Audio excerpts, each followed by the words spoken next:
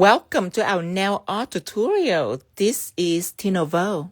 Our lesson today features all nail art products available from www.𝙤𝙤𝙏shop. So today we are making an Egyptian design. We're painting the eyes of Horus right here and an Egyptian cross.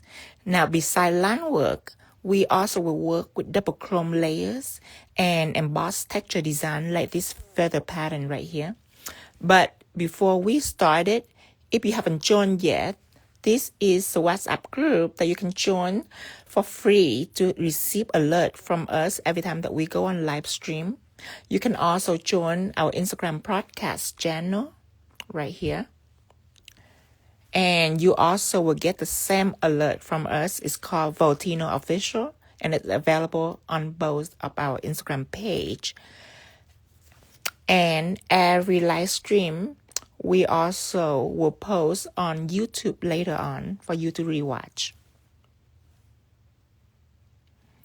Now let me write down my website and pin down in the bottom for you to see. 𝙤𝙤𝙏shop. And let me connect to my account.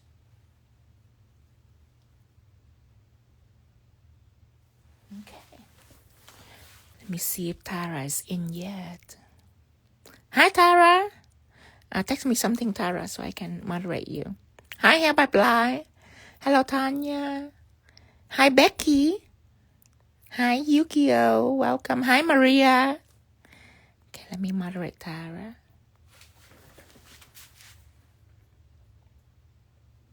Okay, I'm ready. Are you ready? Let's zoom in. Hi, Magnificent Now. Hello, Melissa. Welcome. First time catching you. Oh, hello, Denise Taylor in UK. Welcome. We're making an Egyptian design today. Hi, Roxy. Welcome. Let me push it up here.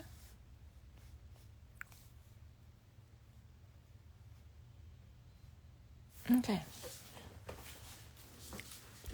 And I will take out a nail. I want to do the eyes first.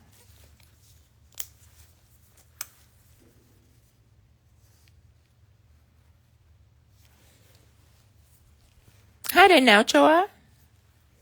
Okay, so this up-white that you are seeing, that is a milky colors.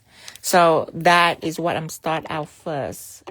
And all now will start out with milky color. This is milky. So we're going to go ahead and paint it on all nails.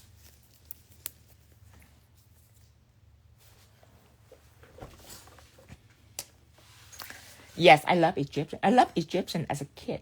Hi, Gifted Hand. Is Gifted Hand is Tanisha?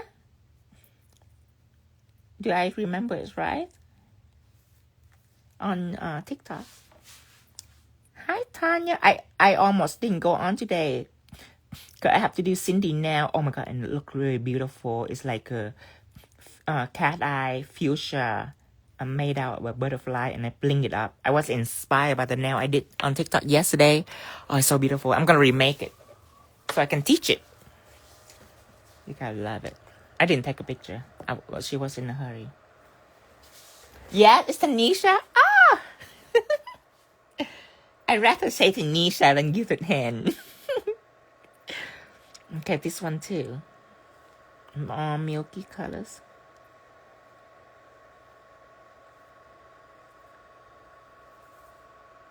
Yes, thank you, Maria. Yes, I live in Missouri. Cutest. If you watch the TV show Ozark, it was there. It's from there.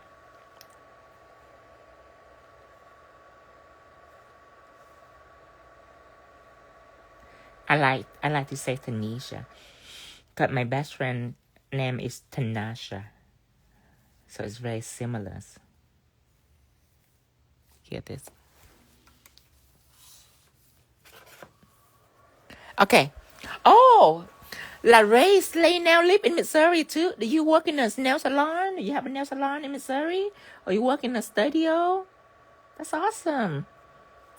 And not a neighbor of mine. Denise live in UK. We have quite a bit of customer from the UK too. Okay. Right all over. Isn't that color awesome? I love the fact that the Milky have no streak. That's what I like. I hate when they have streak. This Milky right here, so for some reason, it must be cell level or something, but there's just absolutely no streak at all. Here, this. Okay, now I'm gonna start out another one. This one is in the ring fingers. Oh, that's cool. That's cool array nails. We can get a decent nail stuff on UK. My product is special. You couldn't get that in US neither, except for mine. I patterned it already. That's why I got customers from all over the world. I make it so you can operate easier. You don't have to depend really on your skill, especially when it comes to chrome. I love chrome the most, and pigments. But everybody can do chrome. However, my pigment are special. Here this. Now I'm gonna do the pinky, and that's the last fingers. Do you ship to UK? Yes, I ship worldwide. Okay. So this is a pinky. This is where the embossed feather gonna be. I'm really excited to show you that because it's my first time doing anything like that, and I am in love. I want to save it for last, if you don't mind. Here this.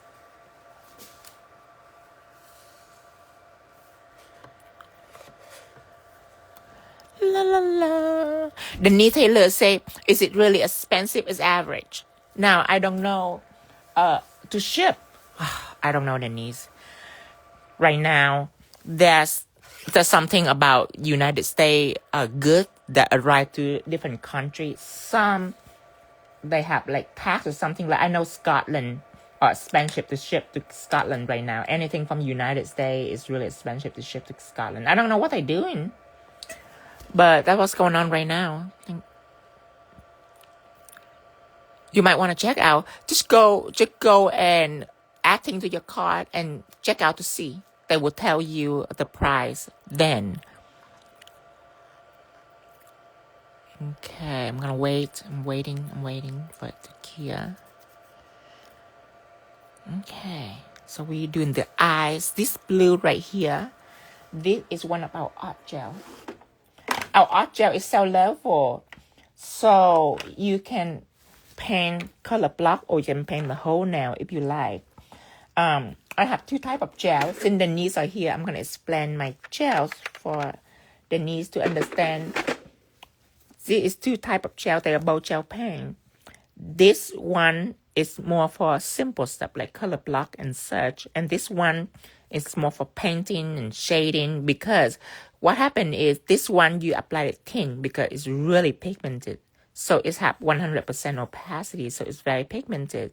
That's why it have to be applied thin for it to cure correctly. So I use it whenever I want to paint character or I want to shade and such. Now, this one is not as opaque.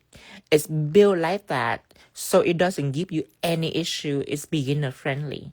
You can apply it thick or you can apply it without top coat. It will cure solidly. It's amazing when it comes to curing these art gels. Because of it, 5% sheer in art gel. You can blend this very well too. So that's the difference between the two. One is more of a heavy medium, and you can apply it slightly thicker, and it is smooth. Perfectly smooth. Now this one is like acrylic paint, like we do back in the old day. It's more for intermediate users, or slightly more advanced. So that is the difference between the two. And this one is really light. It's lighter than this when you drag it.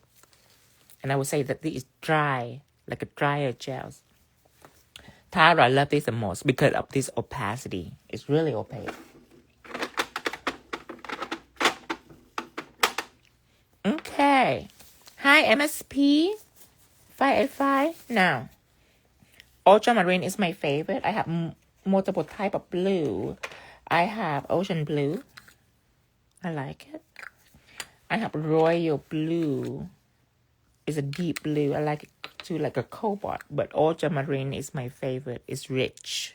So I'm going to use that on here. Let's take out our brush so we can use. I would choose a 10mm liner brush first. When it comes to drawing anything, I choose that first.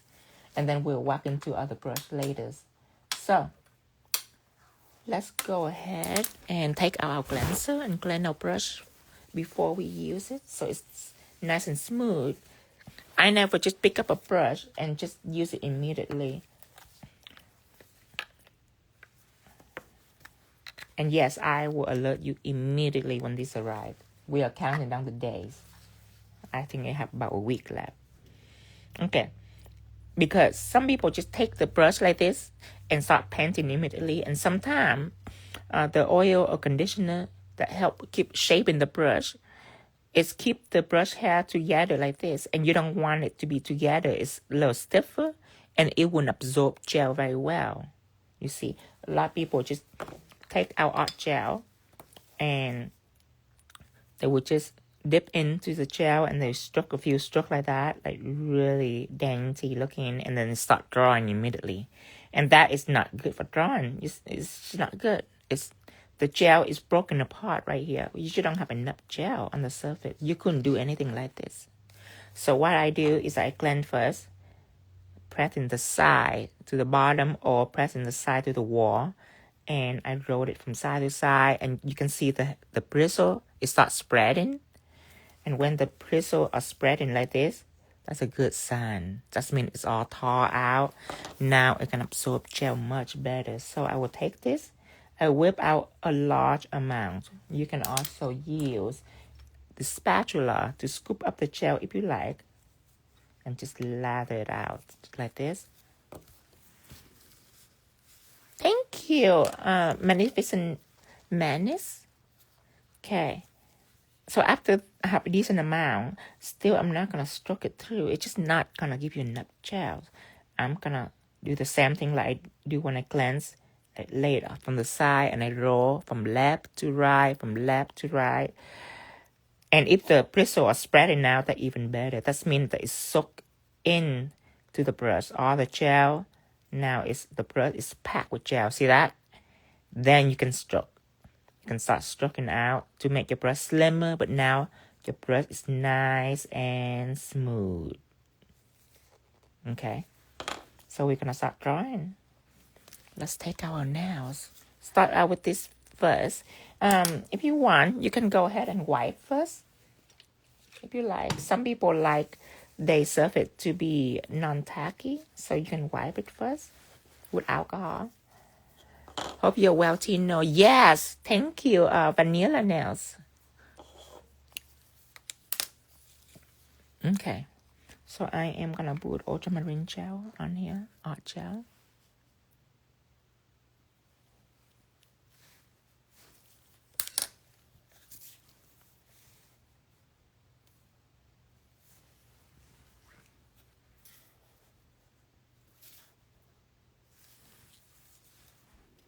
Okay, let's start drawing.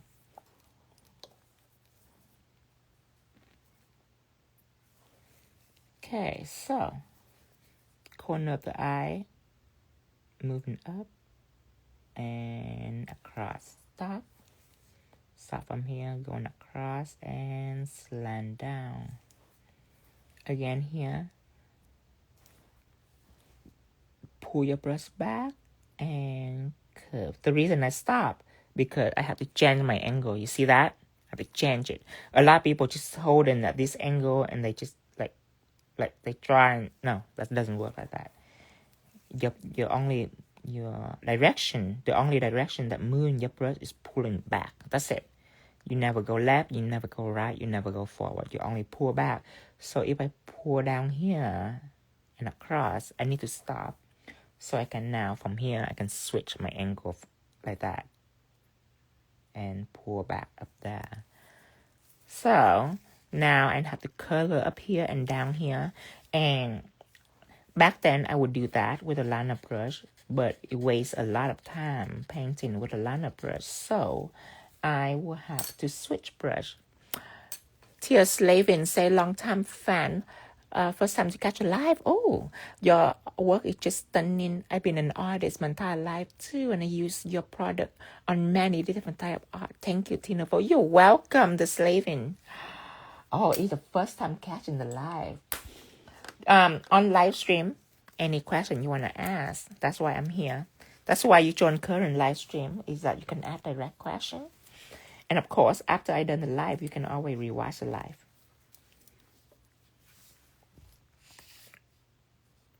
Okay, so the next brush I use will be Emboss Brush. Emboss Brush is like a liner brush, but it's built thicker. It still have a pointy end, but its body is very thick, so it can hold a lot of gel. And when you stroke it, because it's thick, the body is very strong, so you can literally lay it down like this.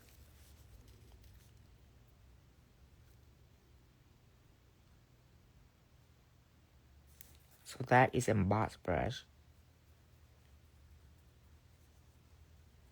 You see the difference between Emboss Brush and liner brush. It's move faster. Of course, it's not built for fine line, so I will avoid using it for fine line. But for anything else, it's perfect. It basically do what a 10mm couldn't do. And of course, using art gel have its own benefit. Doesn't matter how you paint it.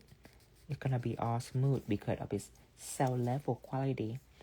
Amber Slang say, what do you put on your brush again to clean your brush? So that is our conditioning cleanser, and that is in high demand right now. We are sold out right now, and everybody is waiting for it. So the moment that it's returned, I will let you know immediately. I will let you see the label. The label is brush conditioner, but I refined the name to conditioning cleanser, so people can understand that it's a cleaning product. But you can clean your brush and it will condition your brush at the same time because it have oil and vitamin on it. And the oil is safe to use with gel, so it wouldn't cause you any issue. It wouldn't cause any chipping at all. And before that, I use acetone because acetone melt polish very fast. So I use it because it's very convenient. But with my brush, I have it Kolinsky made, and I have it with acetone coating, so it's protect my brush. But with other brand, if it doesn't have acetone coating, then the hair will fall off. That's why I make that conditioning cleanser, so it works with all brushes.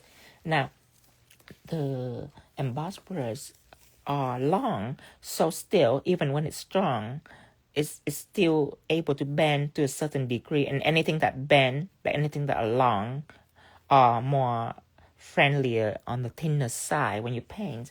But I have another brush called a coloring brush, and coloring brush are short, still have a voluminous body like the Emboss brush, but it's very short. So if your gel are heavy, you might want to change it to coloring brush. It will go even faster. That is a couple of options that you can have, Emboss brush or coloring brush. Magnificent Man say, I brought the coloring brush at the premiere show and I absolutely love it. Yes, me too. Now watch. See, I used Emboss brush before. Now I have to go near the edge of the eyes first because I want everything to be in line, because when I start to paint, it's crazy. Look, I can go even faster just because it's nice and short, it's stiffer, so it's very, very strong. It's a very strong brush.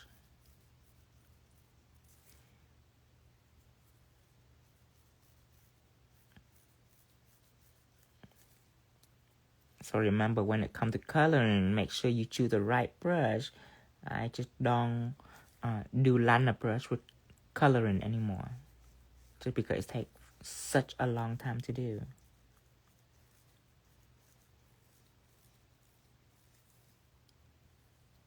And we're gonna remove some excess gel on the tips. But remember, art gel can cure all the way. It's very cure friendly. I have it made so it's not 100% opaque, so it can cure nobody. It can cure like no one business. One stroke liner couldn't compare with it when it comes to curing. That's why one stroke liner have to use by professional, because they know how to apply it. But art gel, you can apply it any way you want to. Now let's cure this. And since we are color blocking the blue on the eye, I also want to color block this finger on the cross too. Hi, Cassie. Yes, thank you, Cassie. I love this color blue. Okay, see, it's a pinky.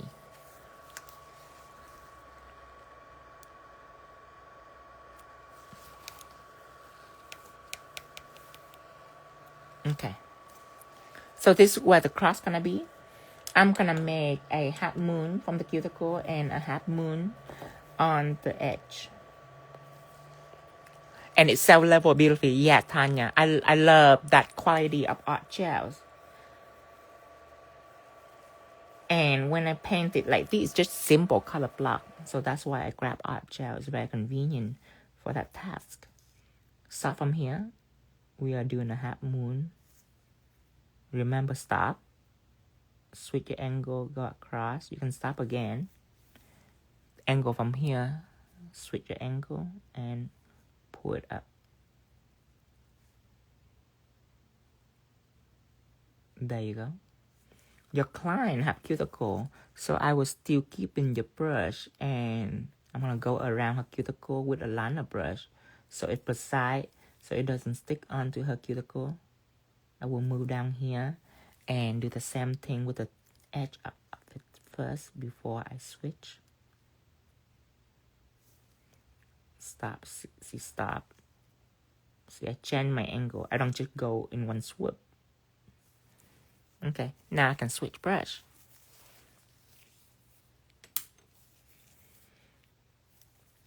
And I'm using the Emboss Brush this time.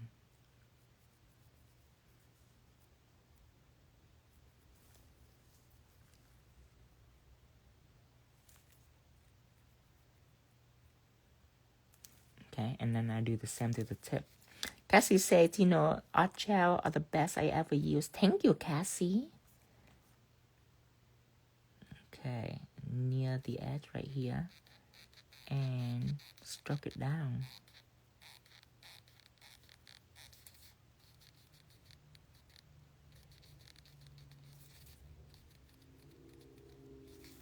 I just love this blue. Add a little more right here.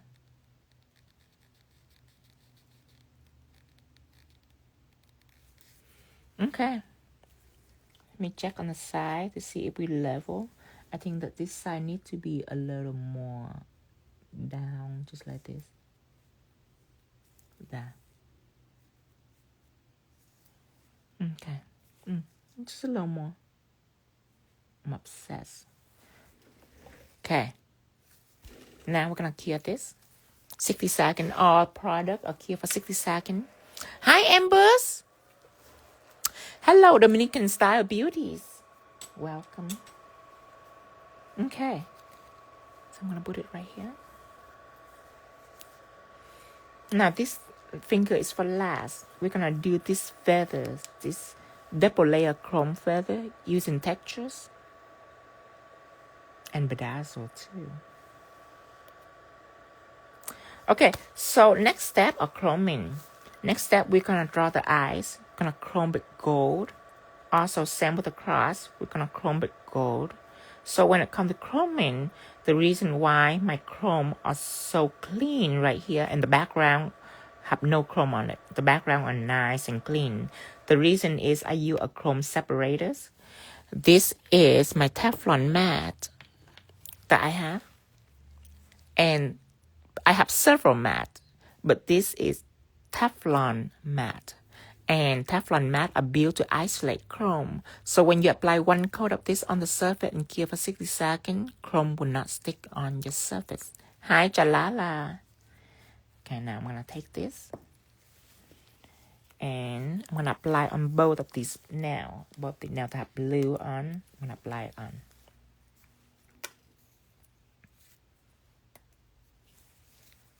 Okay, one coat of Teflon Matte.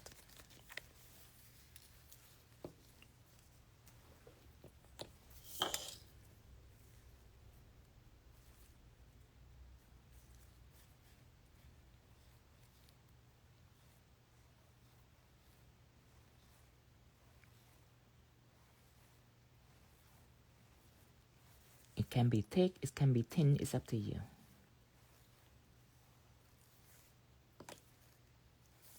Cure this. Hi, glitter sniffers. This too. Apply Teflon Matte on.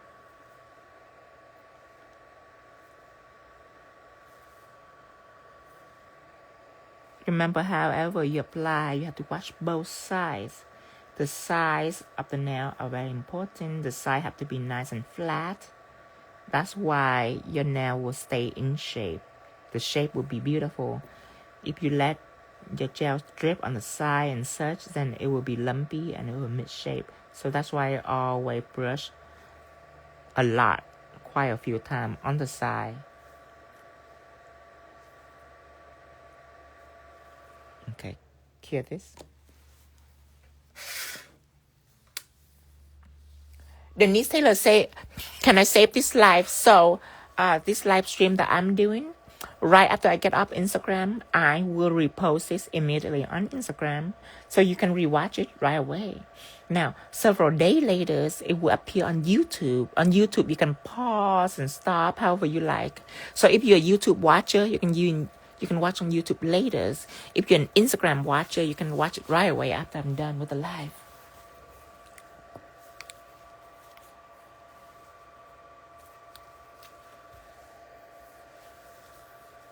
You're welcome, Denise.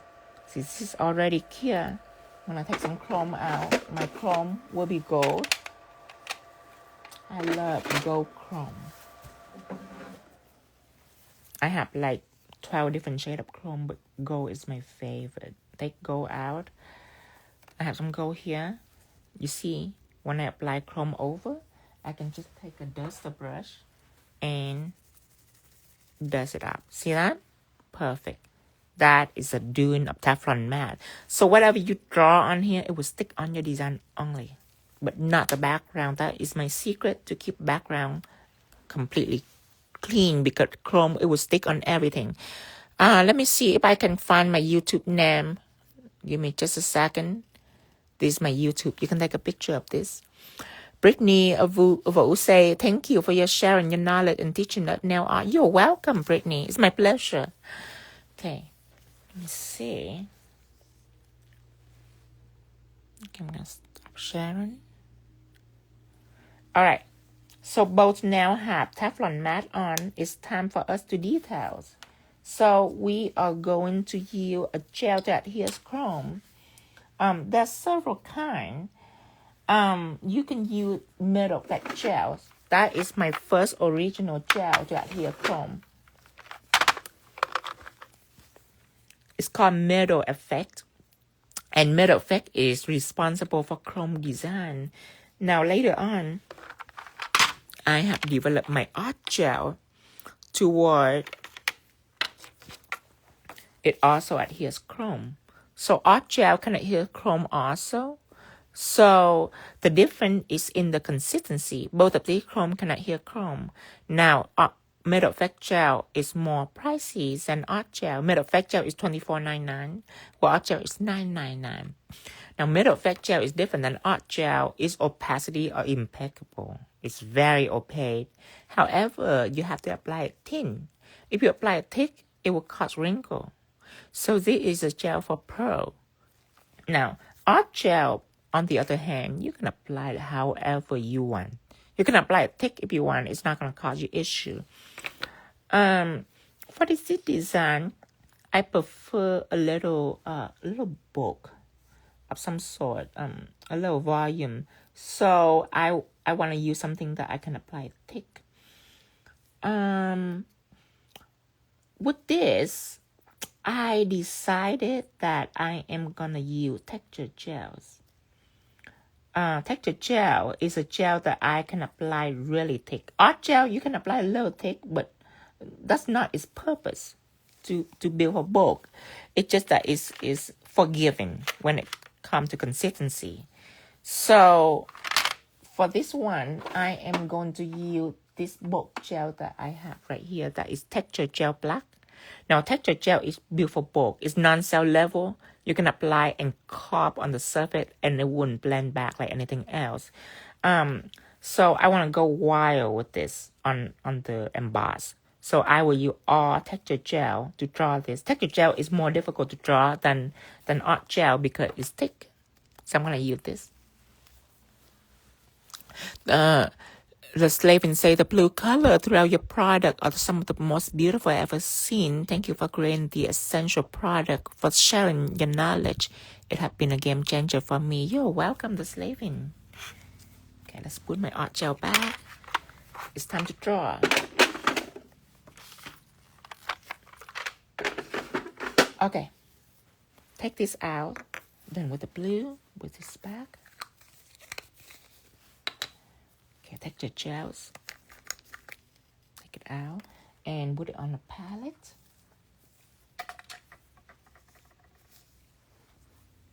Okay, whip some out.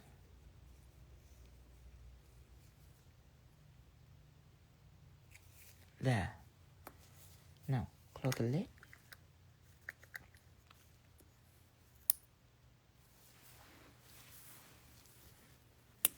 Now, what brush am I going to use? That's a question. I will want to use a thin brush first.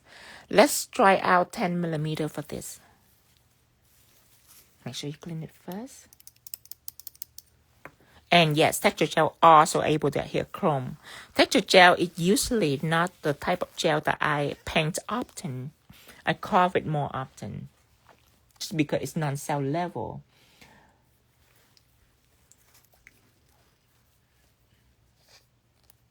Then Denise Taylor said, it's quite soft, isn't it? It is soft. It's not a molding gel where it's hard. It's soft and flexible. But you see the consistency? If I string it up right here, it's most likely will stay like that for a long time. Because it's non-cell level. Cell level means like art gel, you apply and it all smooth. Texture gel is not like that. It's opposite than art gel. It's not leveling out. That's why if I take this, and I take an engraver and I carve out, let's say, a crocodile pattern, it would just stay there. It doesn't blend back like moss gel. Moss gel, when it's cell level, it blends right back. So this gel I love to use for carving. Like crocodile effect is amazing. Okay, so I already load my 10 millimeter brush. Let's stroke it out. Okay. Now let's paint the eyes. I want to paint the eyeball first.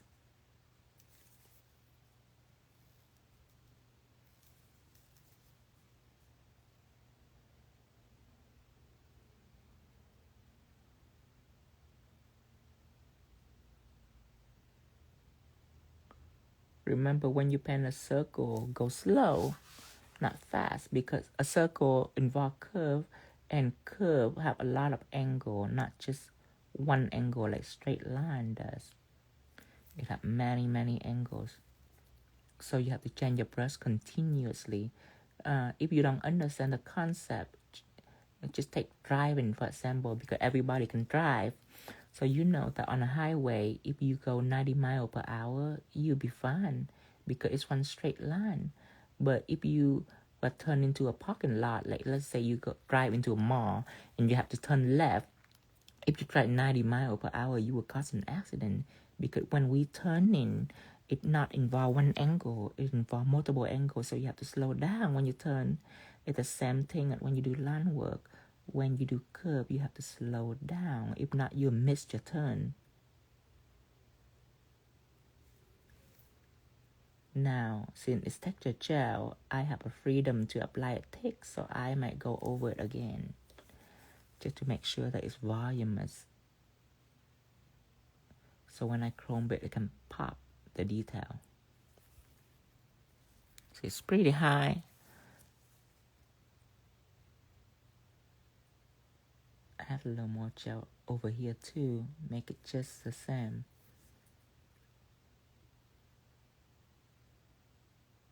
Very high.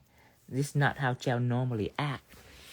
Because gel, you apply it thick, it will cause issue for you. But it's important to have some gel that able to do thick design for a certain look. like this one, it will be very sad if the detail is flat. I want the gold to stand out. I want it to look like real gold plated. And yes, texture gel is not like any normal gel. If you want to paint it, you can. You cannot use the old version of texture effect gel to paint. It is created differently. But this texture gel is a improved formula that I have. So you can paint with it just as well. You should have to take a lot of gels and take a lot of loading gel in between.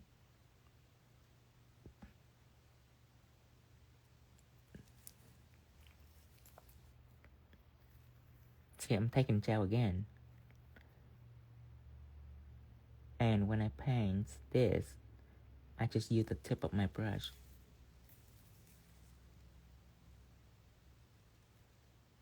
Just use the tip of my brush and just slowly glide on top. Then I'm gonna paint an eyelid right above here.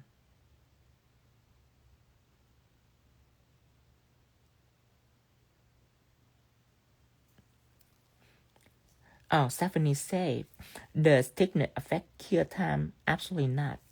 Thickness doesn't affect cure time. If you have a certain gel that wouldn't cure, then it wouldn't cure. Then you have to apply thinness for it to cure.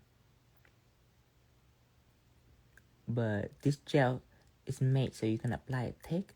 So when you cure it, you just cure it at 60 seconds, just like any other gels.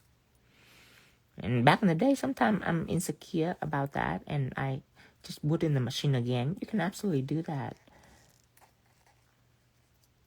But when it comes to special effect like chroming, it's important to keep the normal curing time.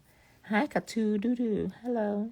If you want to take a line with texture gel, can you add more after curing? Yes, Amber.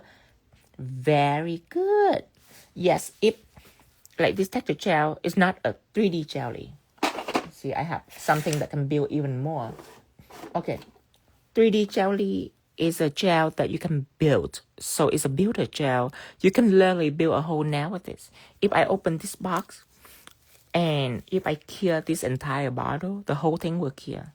So 3D jelly, it doesn't have a limit.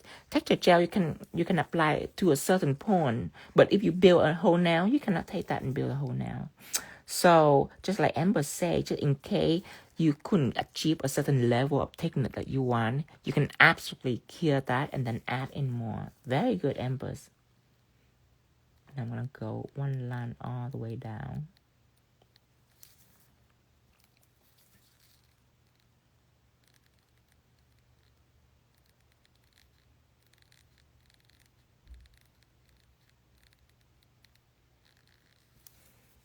And then I'm gonna do a little curve.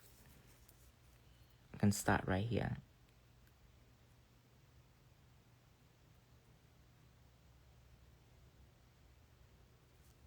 And stop.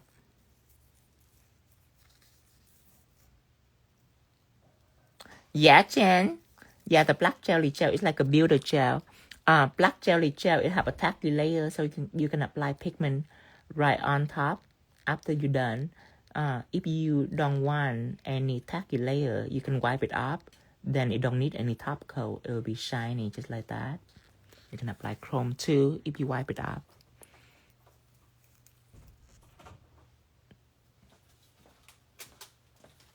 For embossed design, I like to use black texture gel the best. The gel that I'm using right now. I like this the best for emboss. Okay. Now, you curving in. Black 3D jelly is a little sheer because it needs to be like that for it to cure correctly. Black texture gel is completely opaque, completely black.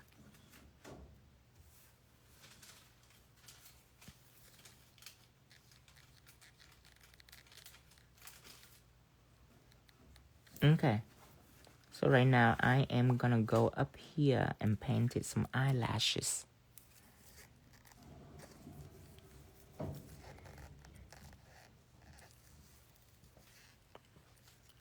I always tell my client to flip her nail over because in this part, I like to go down instead of go up. So I'm going to start right in the middle and go down. Just like that. And then I want to go all across. So I am going to aim right in the middle and going down like that. Same on the other side. Now, this is a method that I use for press on. If you're working on your client, when you go to about right here, you stop because you don't want to get on the cuticle. And when you're done, you can tell them to turn the hand over and you can start from the cuticle and then you can go down just like that. That's how you work on your client. You're welcome, Emboss. Okay. Now, after I aim the middle of both sides, then I just go back and I just aim the middle of each one of these spaces. That is how I keep everything nice and consistent.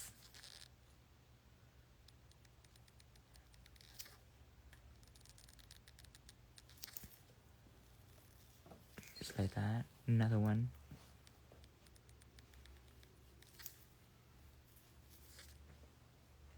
Going all the way down.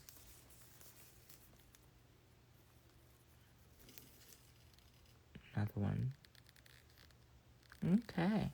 So right now this is already done. We're gonna go ahead and cure this. Now, the one thing that I forgot to tell you is that when we do this, we miss out one minor detail is the iris. The iris, because this design, the iris is all gold. But when I make the videos, I have the iris differently. If I can find it, give me just a second. It's right here. So when I make the video, I have the iris blue.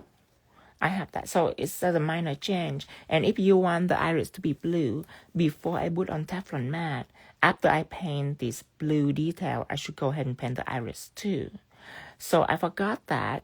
And what you can do is that after you chrome, you can add the blue in because we have to add matte top coat on all of that too. So let's cure this. I already answered.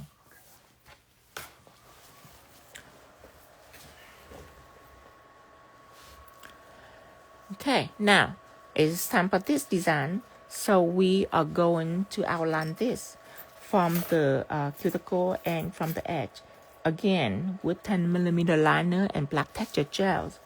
I am going to start from this side and slowly curve. Pull back all the way down. And remember, I only slightly touch the tip of my brush. Going lightly. I can stop right here to regroup, to change my angles. Take more gel out. Come back.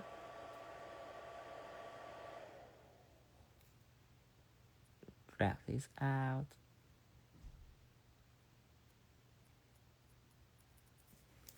Okay, again, take some gel out. Go in here and pour it up.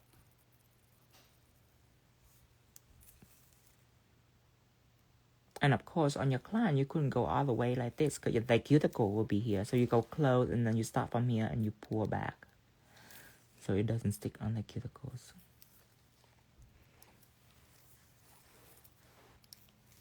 You can go over it again just to make sure everything's nice and perfect. It's all gliding. When you work with texture, it's all gliding. You just glide lightly on the surface like this.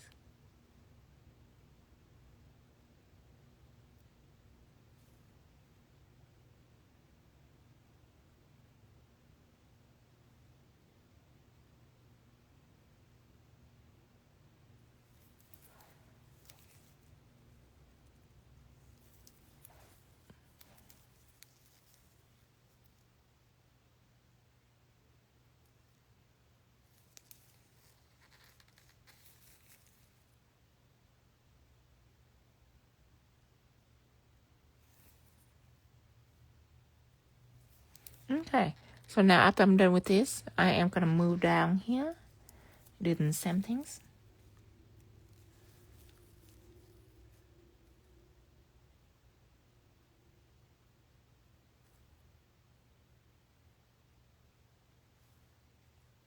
Just little by little by little. It's like you're building a line. Art gel will be much faster, but the book is not as satisfying as texture gel. Texture gel is satisfying because it's thicker and the chrome look way better because it's three-dimensional almost. So the chrome, it can reflect more light.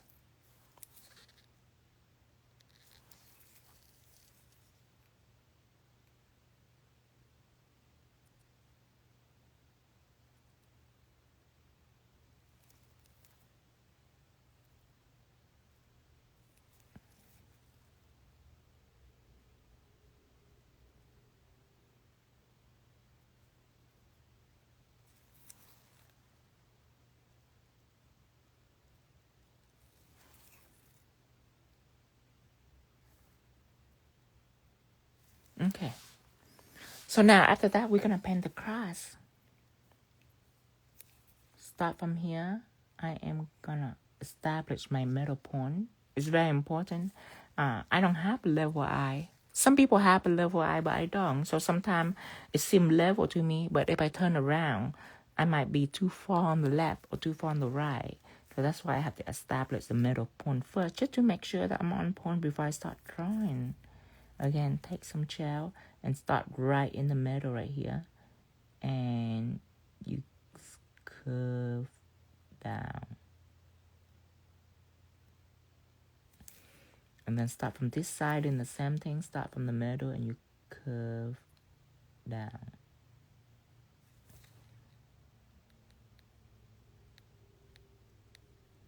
Okay. So I just worry about the line to make sure that it's all level. Now I'm going to go back and take care of the consistency of the line. On this side, it's a little thinner on the right. I'm going to build it by touching it lightly with gel on my brush. It wet here right down to the line, and I'm just gliding it through, just like that.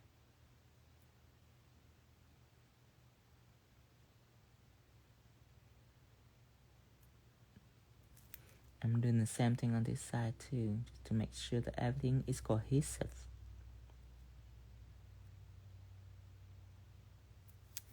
Okay. A little bit more on this side. If you're upset with perfection, if you're in salon and moving and grooving, you don't have to be that worried about perfection.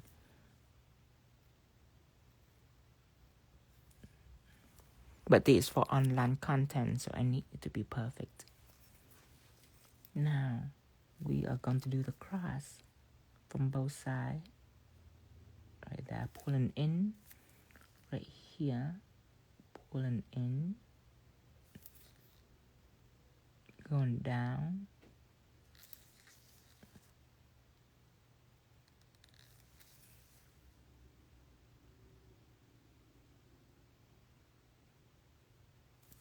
Okay. Take up this side also. Make sure that it stays the same. Going out.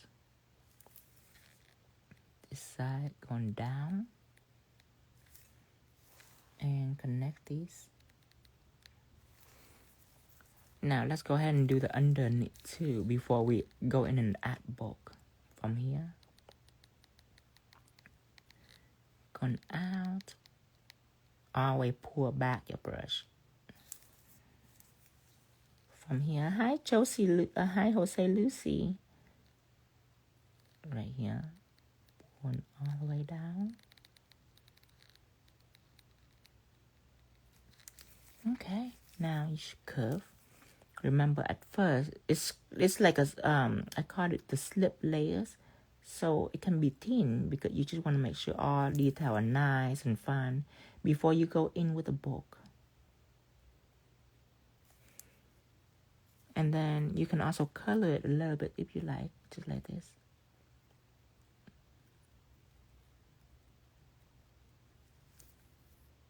Then I can go in with the bulk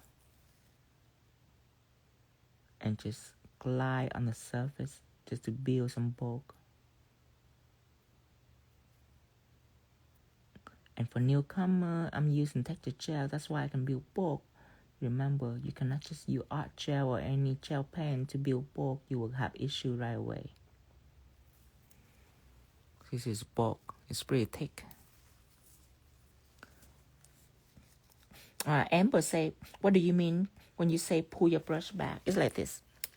It's called a brush angle. So when I want to draw, I always pull it back. So let's say I want to draw a curve, okay?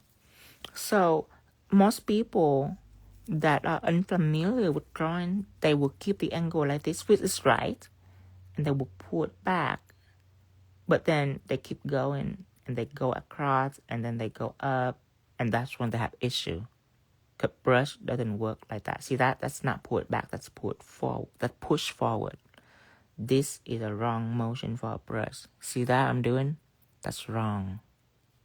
So when I paint, I pull my brush back and turn it a little bit and go across, and I stop. I stop because now my brush angle is this way. It needs to be switched to this way, so I can pull it back.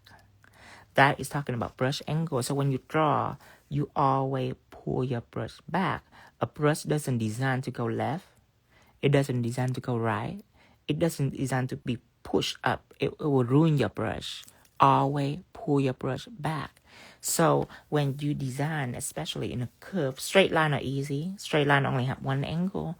But when it comes to a curve doesn't have one angle. See, this is a straight line, one angle. But a curve have multiple angle. A curve have down, slightly slant a little more, 45 degree, slightly slant, slightly flat, all the way flat, slightly slant up, 45 degree, 90 degree, all the way up. So a curve have many angles. So your brush cannot just go in one motion. It have to go down, like that, like that, like that, like that, like that. Chain angle, chain angle, chain angle. That's why when I say, when you are driving down the highway at 90 miles per hour, you have no problem because that's one straight shot. But when you stop into a mall and you buy a product, so you have to turn left or turn right, making a sharp turn, at that point you can no longer drive 90 miles per hour because driving in a turn, it requires many angles. So you have to slow down. From 90 miles per hour, you have to slow down to 15 miles per hour. That's why you can do a turn, a hard turn. Because if you do a hard turn at 90 miles per hour, you will crash into McDonald's parking lot right away. Because, again, a curve involves many angles. So you have to slow down. So when it comes to angle, you just have to know the angle of your brush always pull back. That's the only healthy angle that you have to do, is pulling back. See that? I see my angle. I change it constantly. See that? I change it constantly. Change it like this. See, I'm going down. Just watch how I move my brush. I'm going down. See? From the left, I tilt left. From the right, I tilt right. You just watch the angle of my brush. I always go back. That's the trick right there. It doesn't require you to be a great artist. You just have to control your angle of your brush, and you'll be good to go.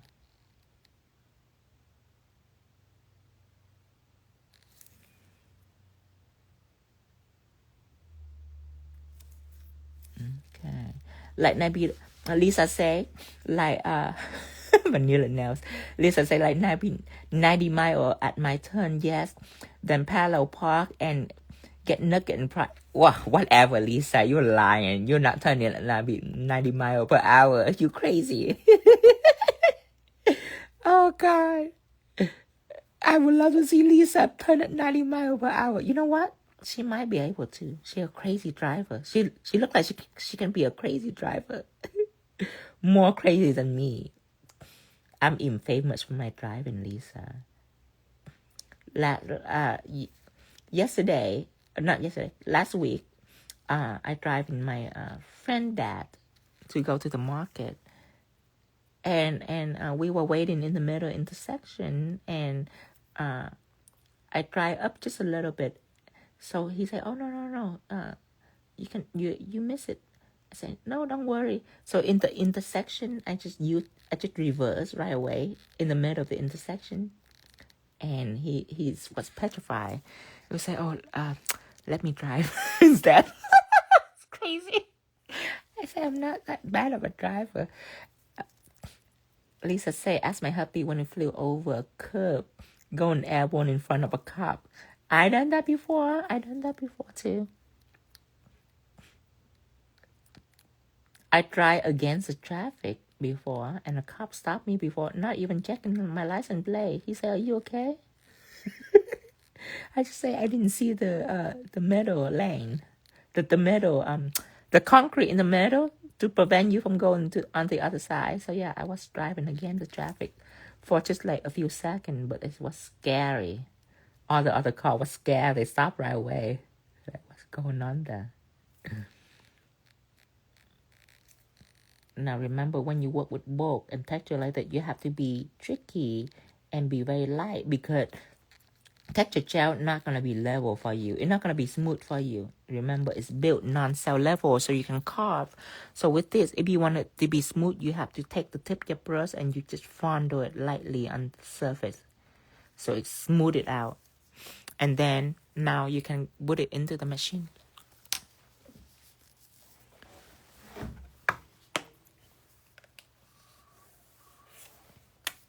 Okay, so now I want to show you the chrome application.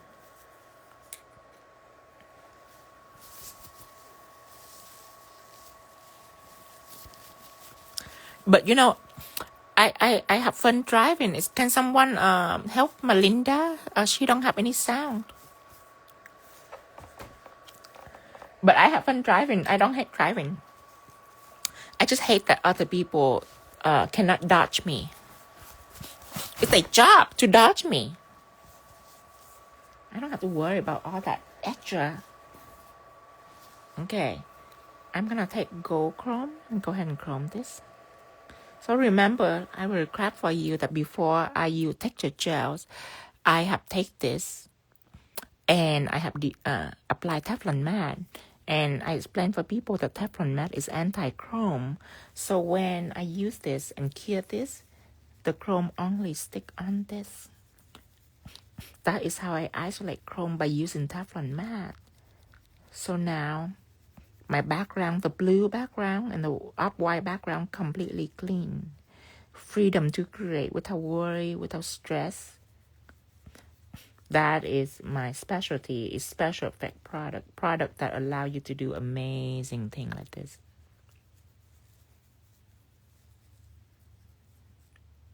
All around. I never rub it just one. I keep rubbing and rubbing and re-rubbing, just because the more you rub, in circular motion, of course, then the shinier it is. Circular motion, why? Because circular motion cover all angle. Up and down, only one angle. Left and right, only one angle. And we're talking about something that are bulk, and it's have crevices, and it have nook and cranny that you have to go into. It's better to go with something that have multiple angle like this, not just up and down or left and right. Oh yes, everybody have Teflon Matte. Teflon Matte save life when it comes to chrome design. Look how amazing this is. I just wipe it out like that. Just like that. And sometimes certain chrome have small particle that is keep lingering on the surface, that the brush like this couldn't dust it off. You can use shadow applicator instead. A clean shadow applicator, you wipe over it, it will remove all those smaller dirt that wanted to linger on. It just depends on what kind of chrome you use. My solid press chrome never give me that issue, but just in case you bump into the issue, you know what to do. Now, after I dust everything off, I'm not done yet because I want this to be so shiny. So I'm going to take a clean shadow applicators and I'm going to go over it again, and that will just remove any extra excess dust on the surface. And sometimes people don't see extra dust on the surface. So what they do is they just dust a little bit and then just go ahead and top coat immediately. And when you top coat with excess dust on the surface, the chrome dust, it will flow up to the top coat surface and it makes the surface glittery. So that's not a good chrome design when it's glittery. A good chrome design when it's mirror like this. Look how beautiful. Now, before I top coat, I need to add in to the iris using art gel. I'm using coloring brush to apply. And remember, if you searching for Teflon Matte, remember the name Teflon because I have two different matte. Because most people only heard matte. And literally, I have people that ask me before, can any matte do that? No, not any matte can do that. Chrome literally will stick on anything. Some surface it will be shiny when it stick on, and some surface it will be glittery when it stick on, but it's gonna stick on everything. So remember, when it comes to matte, the anti-chrome is called Teflon. My other matte is opposite from Teflon. It's absorb. So it absorbs like pigment and powder and all that. Teflon is like a Teflon pen.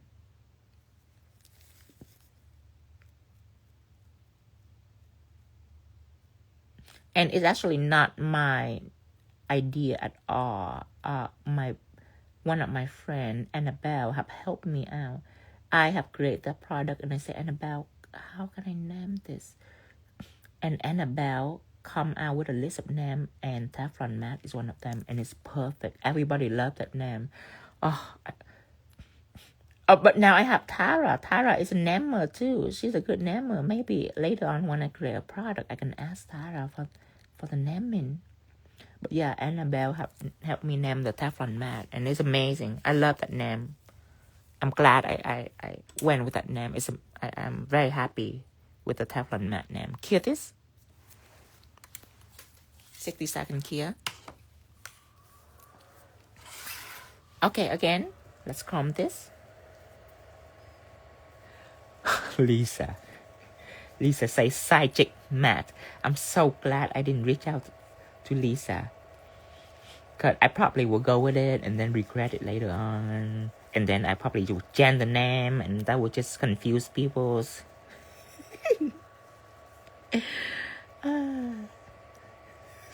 Wait, Lisa used the word 𝙬𝙧 a lot. What's going on here? Is it your fantasy, Lisa, to be a 𝙬𝙧? Okay, rub it again and again, and then go ahead and dust it out. Remember, always dust in circular motion. Circular motion is the best for everything. Lisa say 𝙑𝙬𝙧𝙖𝙬 whatever that means. You know what? That inspired me to make a product like that. One of these days, I probably make a product called 𝙑𝙬𝙧𝙖𝙬 just because it's really catchy. I have to think up a purpose for that product. Lisa, you probably want to send me a list of names like that. Just because it's my meals. I can look at name and literally make a design out of just a name. So yeah. 𝙑𝙬𝙧𝙖𝙬 have potential in the future for something great. Probably some kind of gel. Probably like a bright color gel or red. Probably a shiny reflective red. Yeah, I probably will have that name. 𝙑𝙬𝙧𝙖𝙬.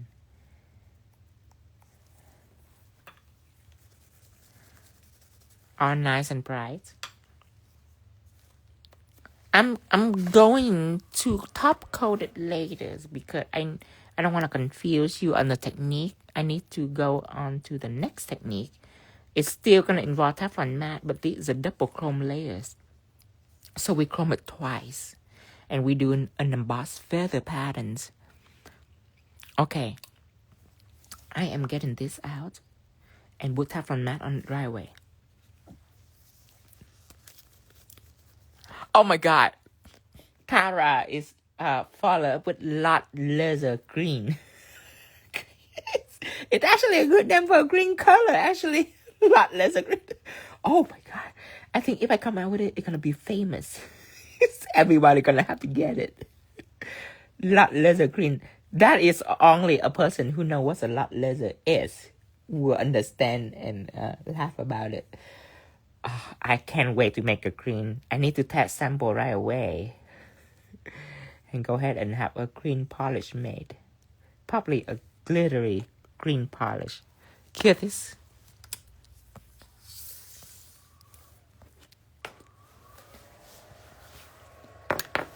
Oh.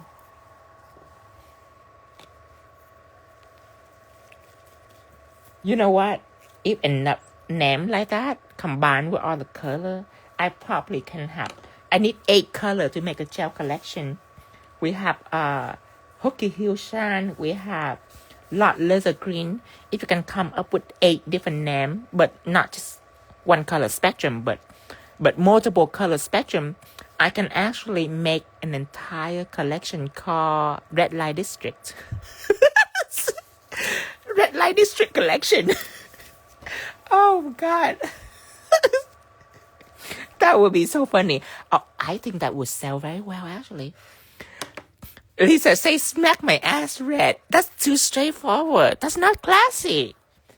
It have to be classy too. It couldn't be raunchy. It have to be classy too. God, Lisa, you're out of control. Okay, let's see. I'm gonna fix this a little bit. Okay, the first layer are completely flat. Yes, the texture of the feather is done with black texture gel. However, the first part are flat. So I have to use art gel for that. So let's take our art gels. And I'm using black art gels. Oh no, there's metal black gels, which will be fun too. Grab wrong bottles. Oh, Lisa have some wine. That's why it all makes sense now. That's her secret on her creativity is booze. Okay, black art gel, take it out. Oh, a glass of wine and a section with Tino. What could be better? That's perfect. That should be how everyone should do that. Is before watching Tino, have a glass of wine. What a perfect day. That actually sounds good. When you're tipsy and you watch Tino, everything makes sense, right? You couldn't be completely sober and watch Tino. Nothing would make sense to you. Okay, now you need a 10mm liner. Take out my black art gels. Art gel is the one that you paint. It's cell level. It's opposite than texture gel. You don't want to take texture gel and make a flat design. That would be a wrong way to go. Start from here. See if it level first. I have to place my nail right in the center. Okay, it's very level now.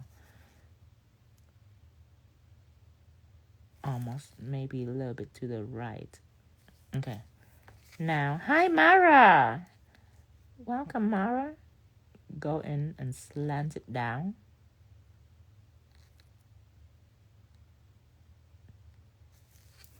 Okay. Go in and slant this down.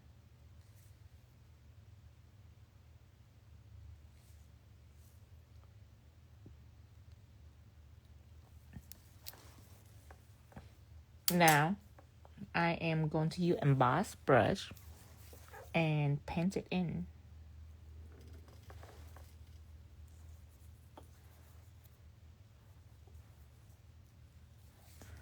Okay, going down. Okay, so see how I paint flat like this? You don't want to use texture gel for that. It's the wrong way to do it. Texture gel is for textures, and for carving, it's gonna be streaky, it's gonna be textury, and you can carve with it, or you can do emboss only with lines. If your emboss is big like this, then you have to use 3D jelly for that. But for painting on the surface, art gel is the way to go. Oh, happy early birthday, Lisa. Oh, all Pisces here then. There's a lot of Pisces in the house.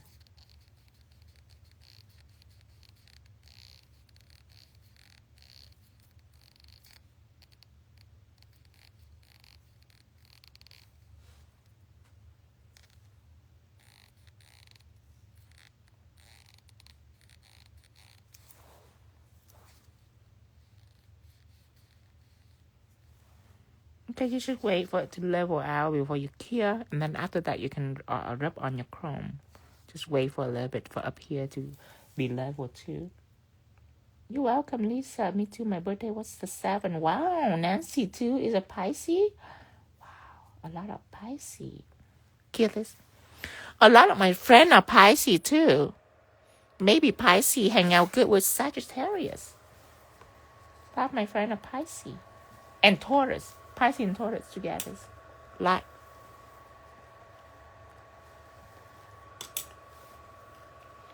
Lisa say thank you everyone for the love. Pool party at my house. Open bar. What the heck is a pool party? What people do at the pool party? Do they drink and swim? Or just drink? Or just swim? Or is there any nudity? What happening at the pool party? I never been to a pool party. Who in the world will have a pool party? Pisces as well, the 5th. Wow, Glam by Tam is also a Pisces. Okay. I have a pool and skinny dipping. Oh, I see. That kind of party. Okay.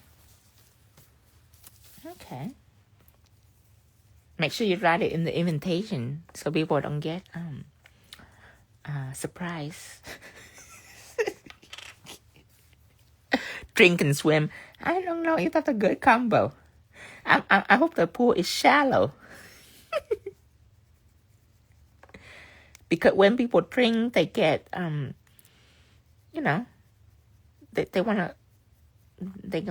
bladder get full when they drink.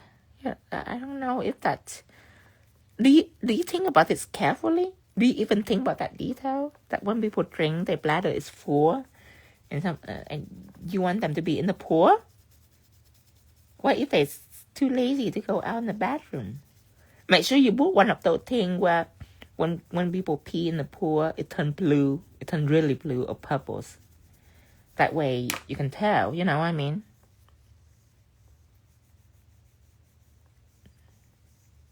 Yes, it's very risky. Yeah, drunk people are not going to go to the bathroom. They're too lazy. They're going to go right there and then. Just freestyle. Okay. Lisa say, I have a bathroom connected to the pool area. Wow, you thought that through. Obviously a professional artist. I am going to draw one line. Your line is a straight thin line. It can be art gels. Like I'm going to use art gel now. It can be art gel. Lisa say, I go pee on the grass. Oh, you remind me of my friend Sarah. She do the same thing. I took picture. I still have it for blackmail material. Okay, let's start from here. All the way up right here. And we're going to go down, okay? So right about here. And you pull back all the way down.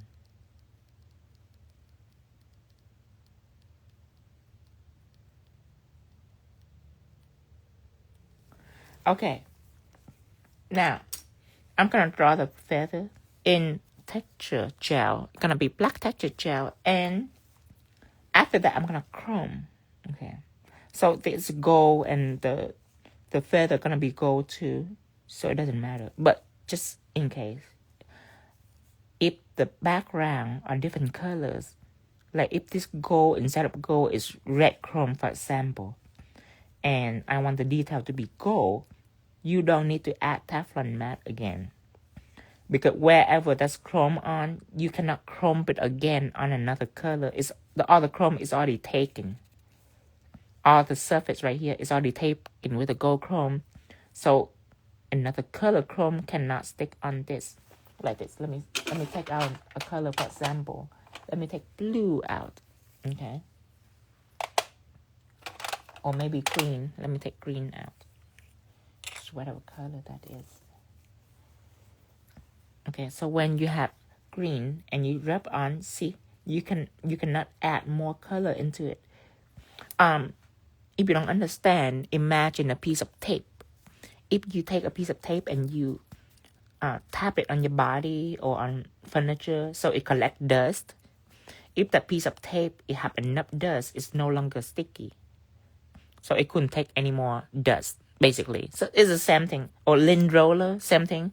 When you roll lint roller to your clothes, it will take up all your hair or your dust. But when it entirely take up all the dust on the lint roller, it wouldn't take any more dust. Then you have to throw that away and use a new one. Same with this gel on right here. It's already take chrome and it's gold chrome. So if you rub this green on, it's not going to take at all. The green not going to be on it because there's no more room for it. So if you rub the green on and the green stick on to the gold, you see gold and you see green. That means when you chrome the gold, you're not chrome it good enough. And there's still more space for another chrome. So remember that. It's just a little extra information, just in case. Now, let's take our 10mm liners and we are going to apply some more textures.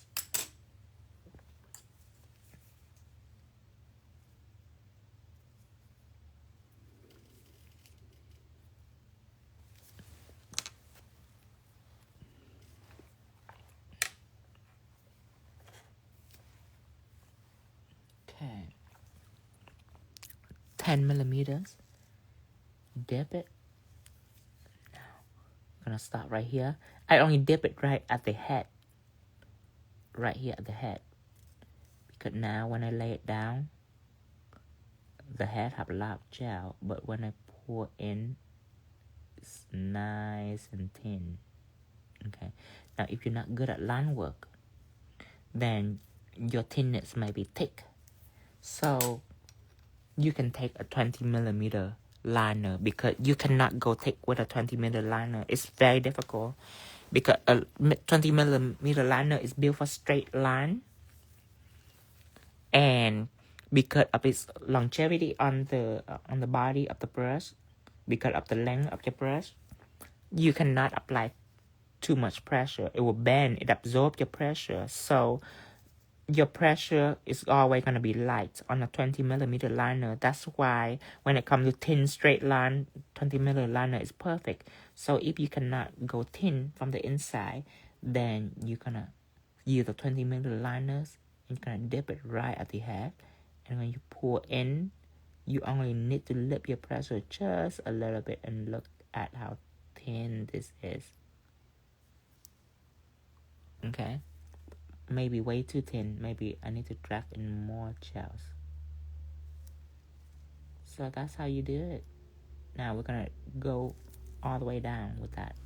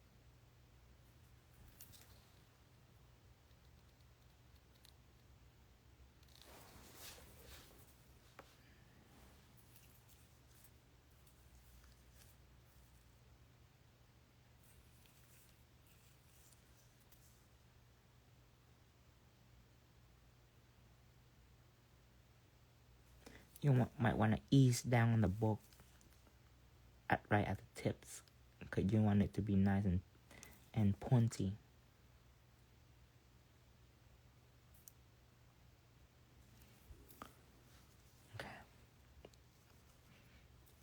turn it around.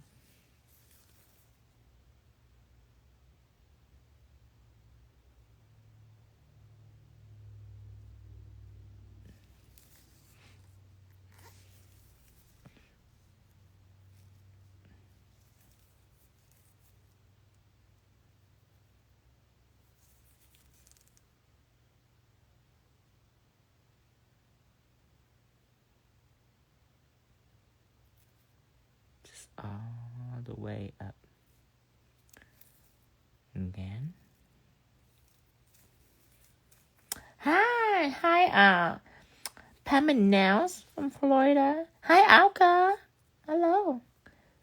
Lisa, I'm back. Okay, I'm back. Got more one. Oh my God, Lisa. She's in the zone. She abandoned me to get more one. Okay.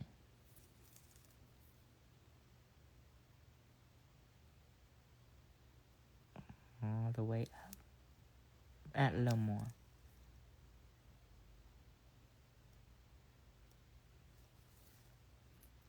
Again. All the way up.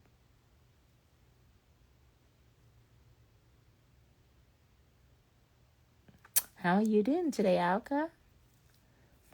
Today, I almost didn't plan to go on, but I ended up going on because I finished early. I thought Cindy now would take a long time, but not. We were in a hurry.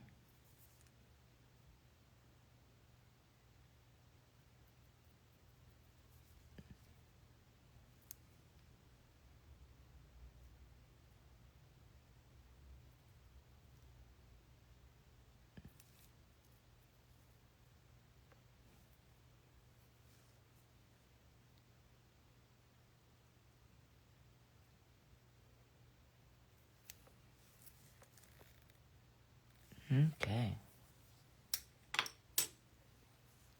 Now we're gonna go ahead and cure this. Actually, before we cure this, we need to finesse a book right here just a little bit. Now, cure.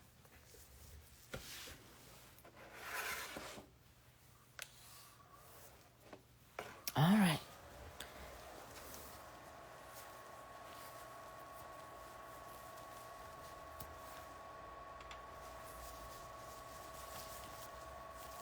Okay, wipe it off. Wipe everything off. All right.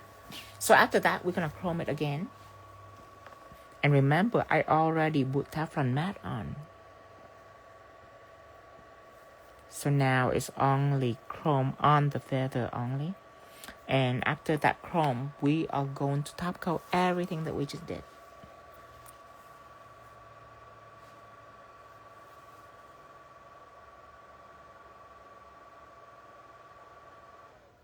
Okay, take that out.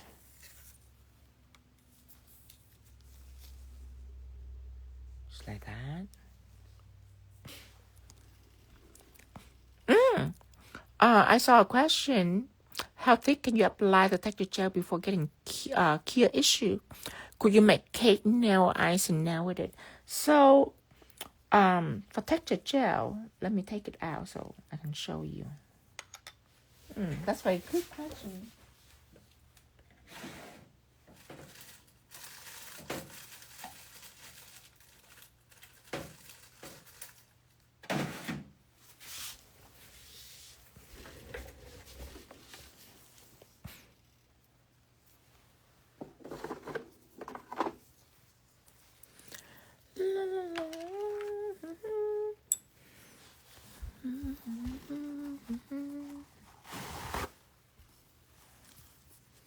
Okay, so texture gels, you can go like this.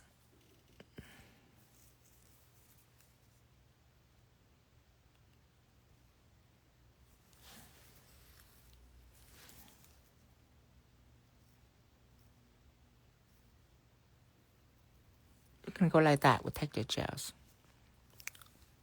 Okay. Now, if you want to build up more, if you want, because 3D jelly, it can go like this. So black 3D jelly.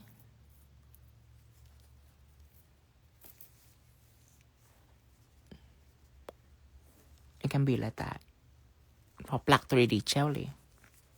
Sometimes I use black 3D jelly to cure, and then I use texture gel to add stripe, emboss stripe on it for icing. And sometimes I use 2 layers of texture gel. One layer is smooth like that, and then another layer I do stripe. So this black 3D jelly, I give you an example. It's the builder gel. What texture gel is very opaque, so this is a layer that you can get to with black texture gels. Okay. Hello, day chat. You're welcome, Rose.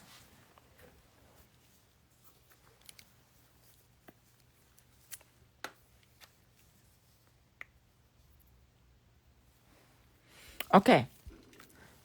Let me take this out. Now I'm ready to chrome this. Look at that. It's so satisfying when I chrome this texture. Oh, look at that. Oh, it's beautiful.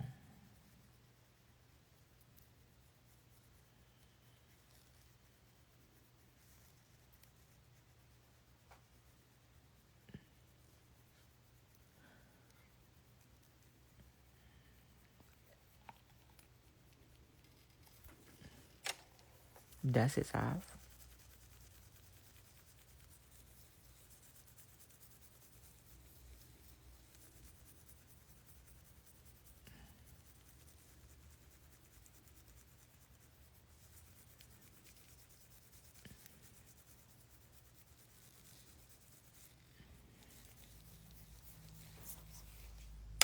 Okay. So now we have 3 designs that we did. The feather, I emboss it like this, and I bedazzle it like that. Now, we have to talk about how to top coat this. So, you can choose either Teflon Matte again to top coat, or you can choose matte it, however you like.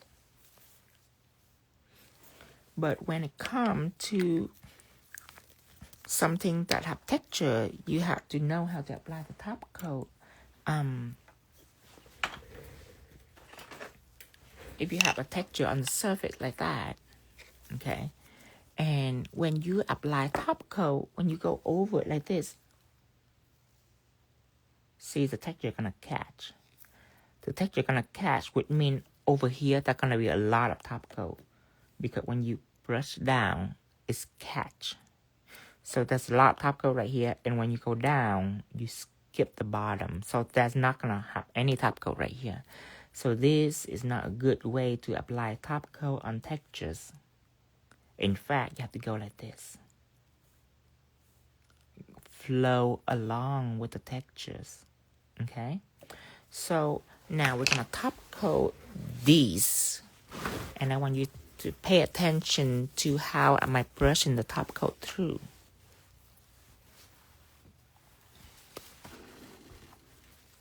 And if you missed TikTok last night, this is our creation. Sorry to be a little sidetracked here, but that's what we did last night. Little Alexander McQueen inspiration.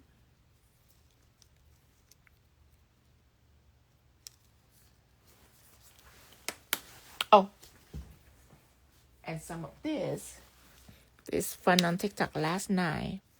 So Tara gave me a theme. It called Summer Gothic. So I have to come up with Summer Gothic. I did this just to start time, and then I come up with this for a Summer Gothic nail set. And everybody in TikTok say that I should teach this on Instagram. And this is like land work, basically. So I'm considering teaching that later, making a set of that and teaching that. So I'm going to choose Matte.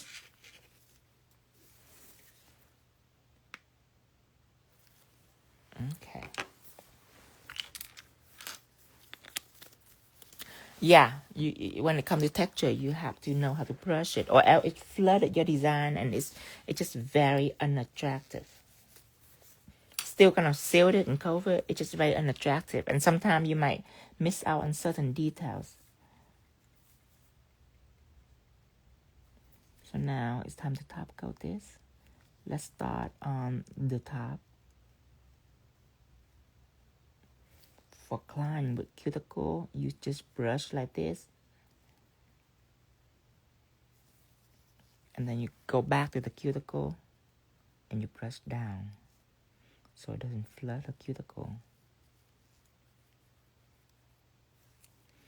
And then you go sideways, flow along the surface.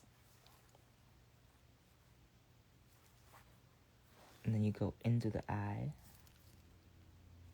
flow along, dip low into the eye.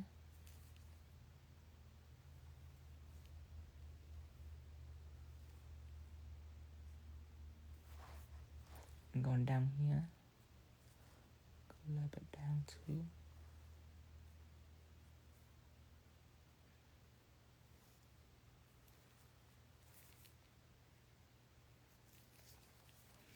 I'm gonna remove some extra top coat here.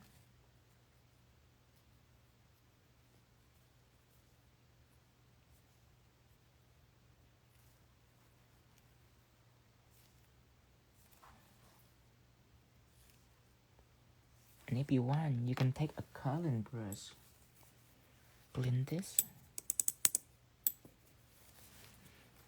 and you can go over to remove any extra top coat that are left. You want it to be nice and flush. That would make the design beautiful.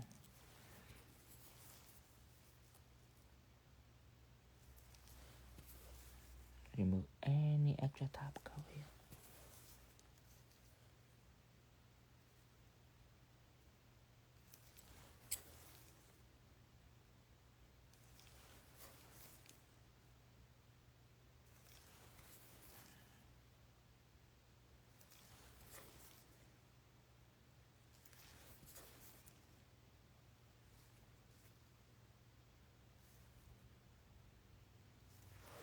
Cliffus. Tanya said, can you mix ultramarine gel polish into art gel? Yes, you can, Tanya. However, it's not going to be chrome efficient, because remember, ultramarine gel polish is for pigment adhesion. So yes, you can mix it in, and you can paint with it just fine. Just if you want to chrome it, then you will have issue. Or if you want to put pigment on, you will have issue also. But you can use it as a thinner gel paint. Yes, you can. Okay, same thing over here.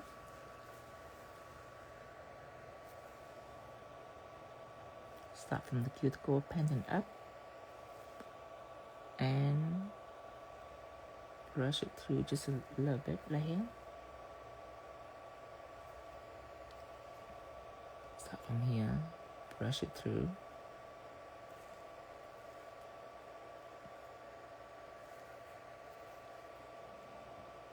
Right into the middle.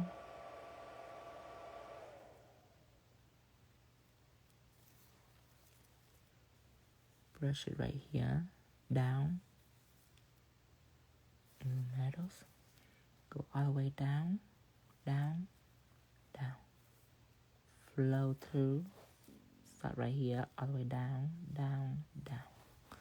Take care of the side. Make sure you don't leave any chrome out or it will chip on you. Make sure everything is sealed. I love to do chrome like this. I love it more than solid chrome. Cause a solid nail, when you do chrome, then you have to be tricky. You have to put on sticky and all that, or it will come off on you. Right at the tip, chrome will chip up. But when you do design like that, you don't have to worry about issue like that. So I love to do chrome design.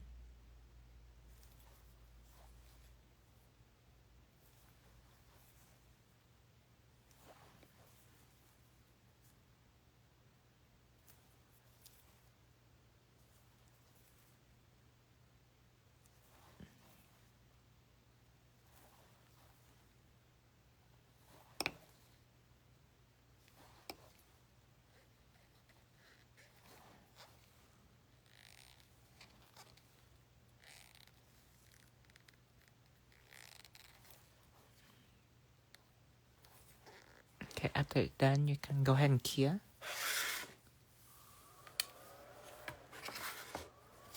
Look at that. Beautiful. All the texture remain. See, one thin coat of matte over the texture. That's it. Remember, the trick is to do not flood your design. And if you flood your design, that's fine. That's fine. It's just not as pretty. You know, it's not as refined. And this nail that I done on TikTok, I did in a hurry. So I do not pay that much attention when I top coat it. So let me zoom in so you can see the imperfection. Where is this? Okay. You see this? You see this right here? Little bubbles. Okay. That's something that you can have too. When it's flooded and all that, you're gonna have like stuff in it that are just, it's just not flattering. Okay. This is little door. You see this blue right here? I don't know if you can see through camera. It's duller than down here. Down here is much better. So the color, it can affect the color, like a frosty glass over it. Well, this one perfect. The color of vibrant. So remember, top coat is very important. Nail by Isis say, please, can you show again the top coat? Yeah, absolutely. Like right here, this is a texture right on top of top coat surface. And when people top coat, they tend to do this, like that. So when you brush it down like that, top coat gonna get stuck right here because you brush it against the pattern. See that? Top coat gonna get stuck right in this groove. And then when you go down, you're gonna skip that part. So this part have a lot of top coat and this part doesn't have any top coat. That's the wrong way to do it.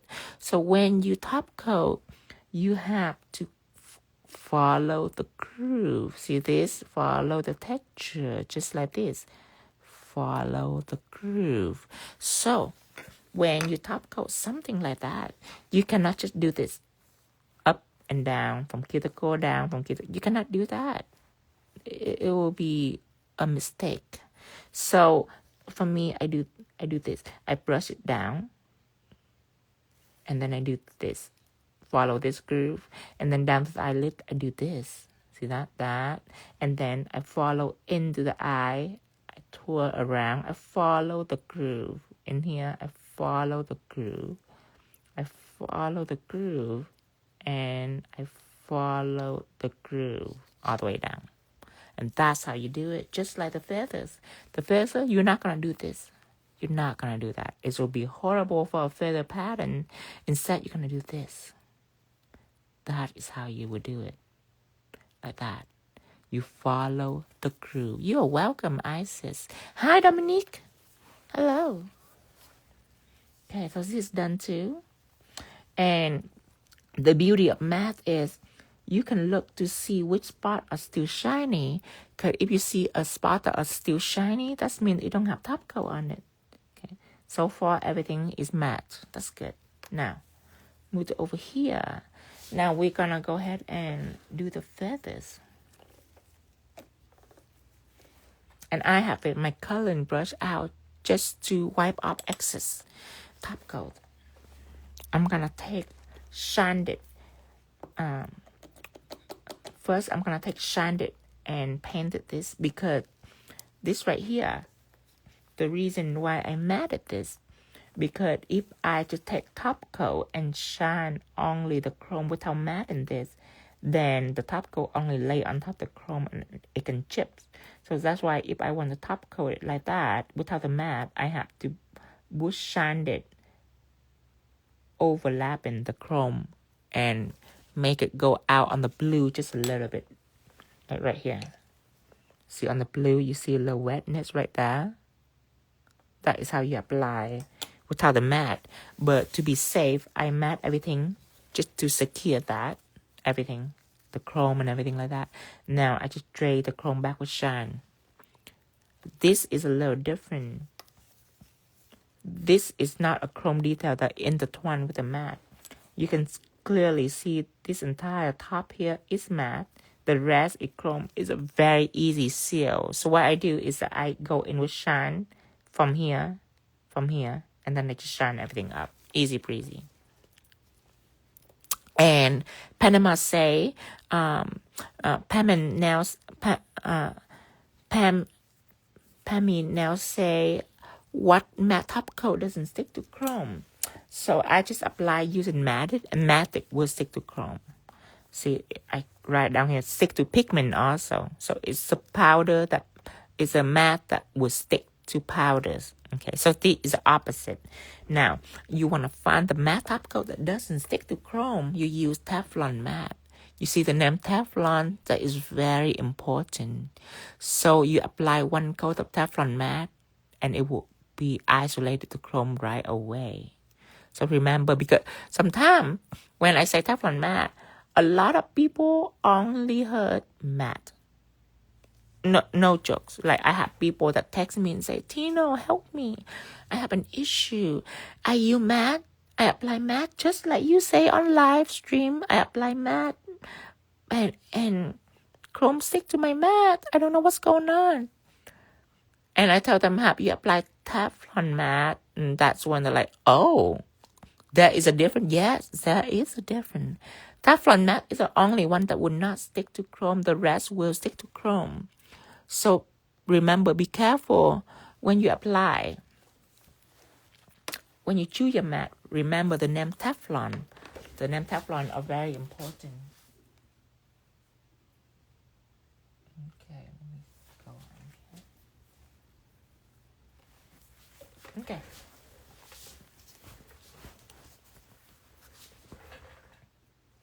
Yeah, no joke. A lot of people, that's how I know, because they text me. That's how I know. They just say, Tino, oh my God, I don't know why you did wrong.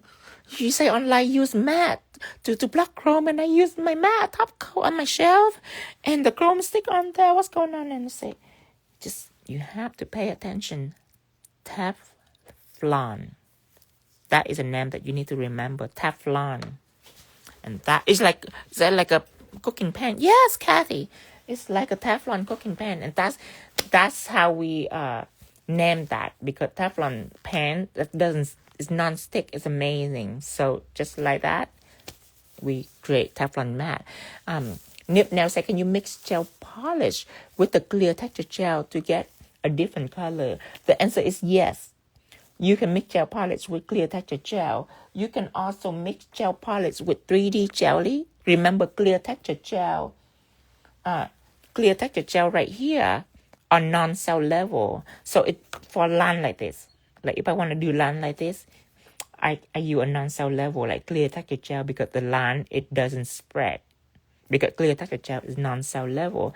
Now, if you want to make like puffy design, like one of the viral puffy nail, then I will use 3D jelly, because 3D jelly is cell level, so it's smooth out for you.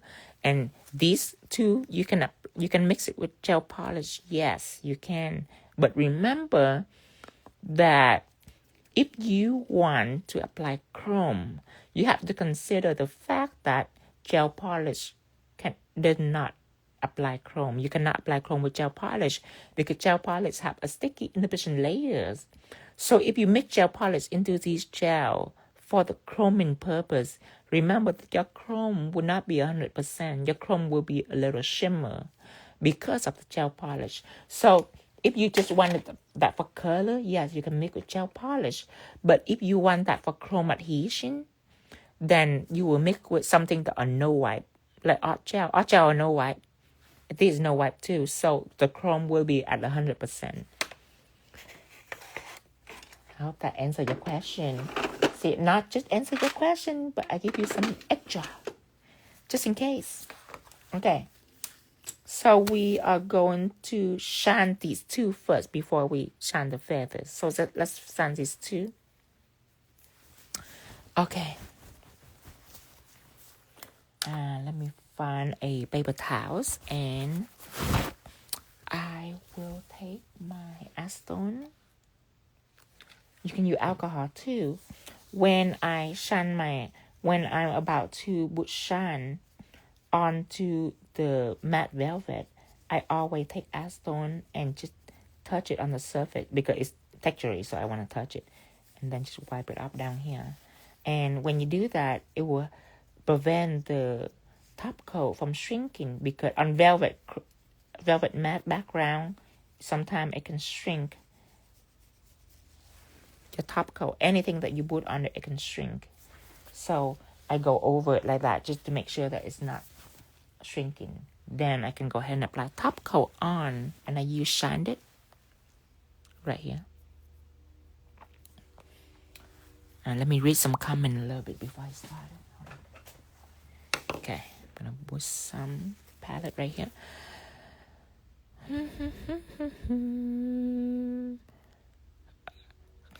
Chrome stick to 3D jelly. Sound like I need to add to my shopping cart. Yes, Chrome stick to 3D jelly. Chrome stick to clear texture gels. Chrome stick to 3D jelly.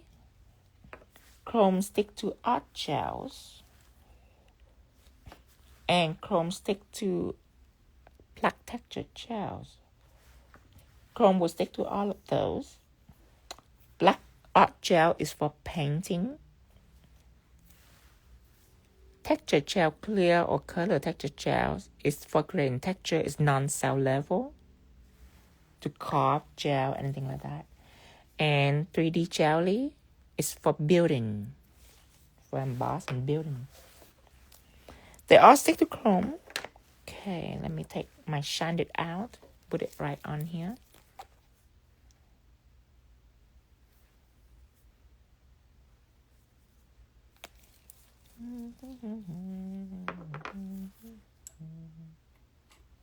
The coloring brush will be what I use to apply. And you know what? I'm gonna use a liner brush just to show you the difference, because you might not know the difference. I'll show you.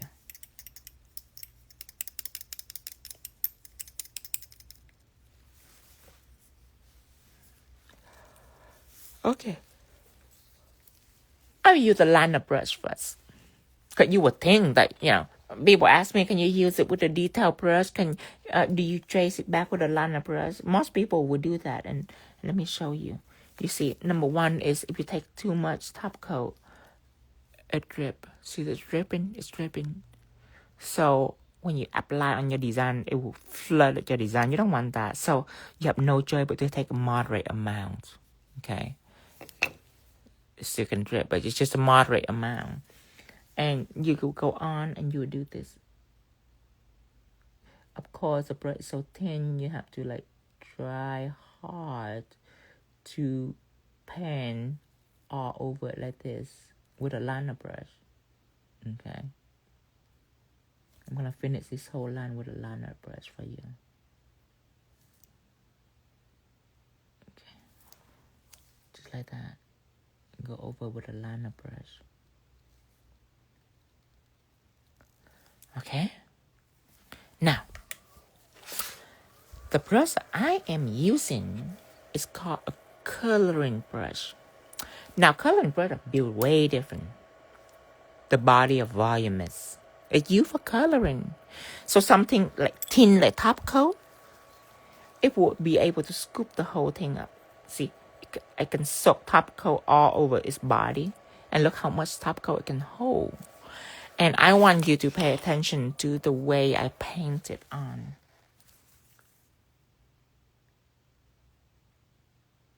Do you see that? Do you see the difference? It's like day and night. Do you see the difference between the way I stroke it? I literally only need one stroke. The body will spread out beautifully. Cover the whole text. I don't have to go back and forth, like with the liner brush. Beautifully. The body holding all the top coat and it's spreading out in one swoop. Easy breezy. So, since the day that I have coloring brush, I never trace top coat with a detail or liner brush. That's crazy. That takes so long to do.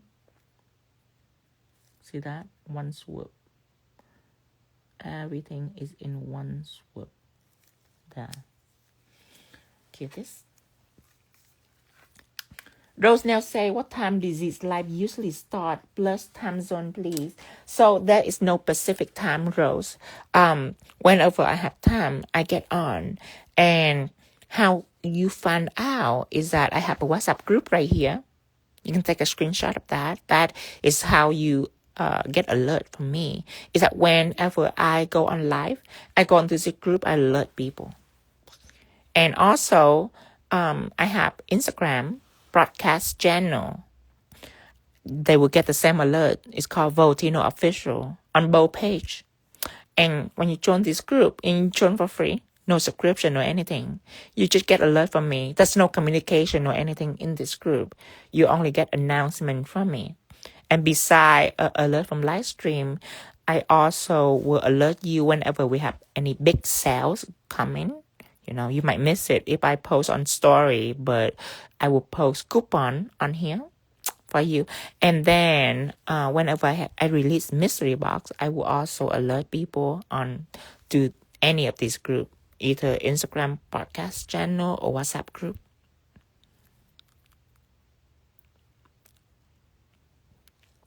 And the nail palette say what's the difference between 3D jelly and texture gel? It is the cell level quality. So 3D jelly are cell level and texture gel are non-cell level. Which means if you were to, let's say if you were to take 3D jelly and texture gel and do art with it, I will use black texture gel. So it's more, it makes more sense. You can see more. Basically, if I were to do line like this, okay, together like that, you will want to use something that are non-cell level. Non-cell level means it's not smoothing out. So it just stays there. It stands still for you.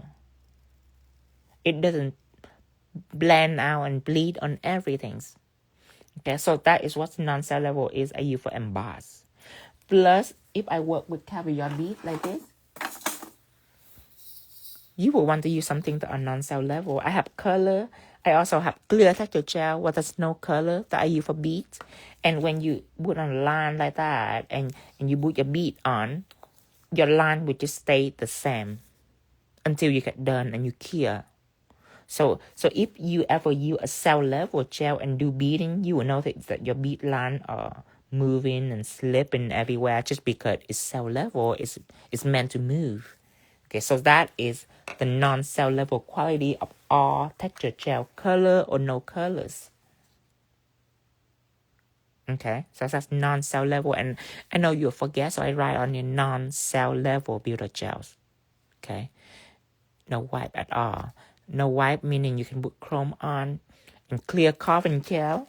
Carving meaning, see, that's another non-cell level ability, is a carving.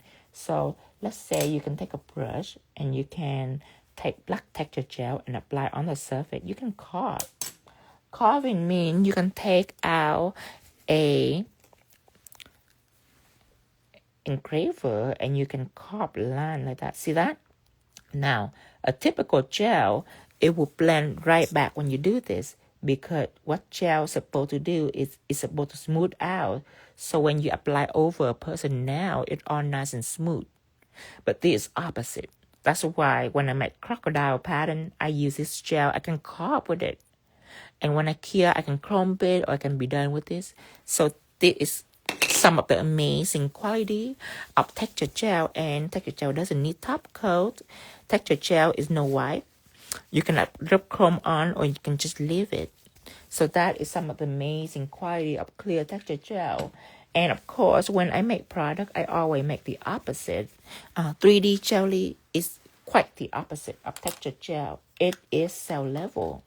Now, if you don't know anything about cell level, what it means is if I were to use if instead of a line, if I were to do a blob, for example, like let's say I take this texture gel and I make a blob. Instead of a line, I make like a circle, okay? I have to try hard to make it smooth because texture gel is not smooth. Remember, it's non-cell level. It's not smooth. I have to try to make that blob smooth. And it's just very difficult to make it smooth. So what I use for smoothness is 3D jelly. Okay.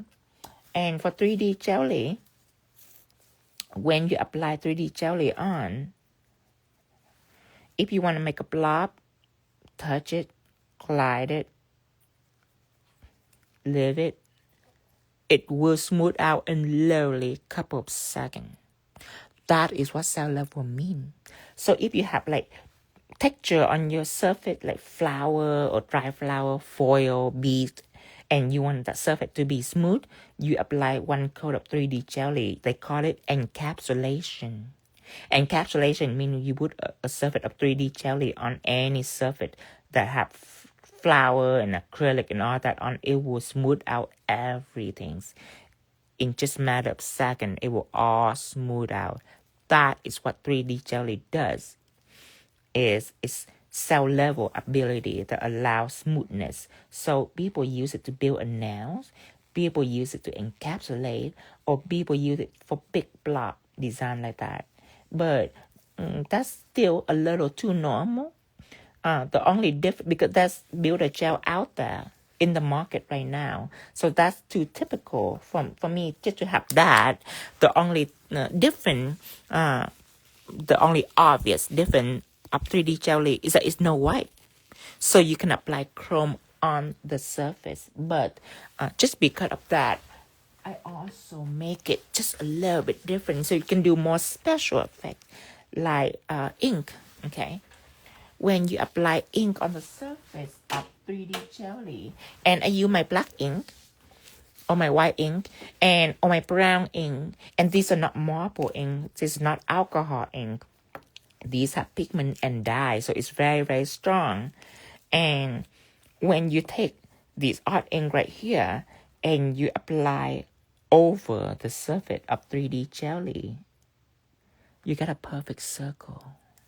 And I use it to make bubble. I use it to make all kind of special effect. But you get a perfect circle. And that's another thing that 3D jelly can do. Okay? Of course, you can overlap the circle too. Over and over. See that? So that's another beauty of special effect product. When they counter each other, when they react to each other, that is what they do. So that's another thing that 3D jelly can do. And 3D jelly can also bloom, and it's a soft and controlled bloom. Like let's say if I have 3D jelly on the surface right here, we smooth it out on the surface. Now, if you work with blooming gel before, you should know the blooming gel spread out really quickly. And it's good for abstract design like smoke or marble or whatever. But when it comes to structure design, sometimes blooming gel freak people out. Because let's say if I use it to do a rose, there's no way that beginner can take blooming gel and do a rose. And that is why I make 3D jelly, because 3D jelly is a slow and controlled bloom. You can draw a rose on the surface and you don't have to work with pressure, because when it bloom out, just because it's not a top coat, 3D jelly is a builder type of gel, so it's thicker, so it holds your design. It doesn't matter how long it takes you, the design will not drip, it will not bleed too much, it will not be distorted, it will just maintain. You literally can design this and chit-chat with your client at the same time. And when it comes to blooming rose, there's no such thing as chit-chat with your client. You have to be like on point, you have to be fast. But with 3D jelly, you can literally sit there and design and just be distracted. And 3D jelly will ensure to keep your design in shape, to keep the amount of time that you need to play with your roses. Keep it consistent. See that? You can just take all the time you need. It will bloom out nicely. And that's what 3D jelly does. So with a couple of that special effect, it makes 3D jelly special. So that is a difference between 3D jelly and clear texture gel? Good question. Very good question. Okay, let's see. Now we already top coat this. We have the eyelash. We have the top coat.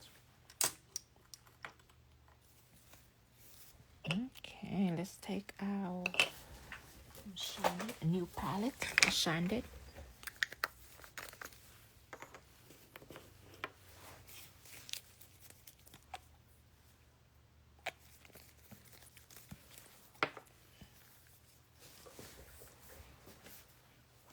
So remember that the reason why I use coloring brush is there is a specific reason for it, and you can already see the difference between the way I wipe my brush with the 20mm. We take whatever. It make me don't want to do chrome design. If I have to seal it with that brush, I wouldn't want to do chrome design at all. But look at this coloring brush and the way it's moved. One swoop. It's make things easier. See that? One swoop. Here. It's make it faster.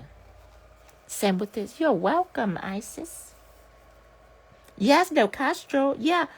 Even with special effect product, until now, we still find a new thing about it. It's wonderful. It's open room for our creativity. Endless limit.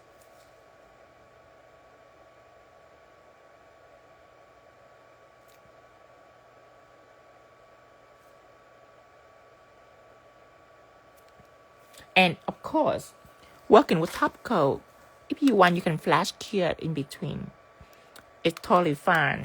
It's recommended because Topcoat are not a gel pen. It's thinner than a gel polish even. So when it would come to something that is super thin, it's unpredictable.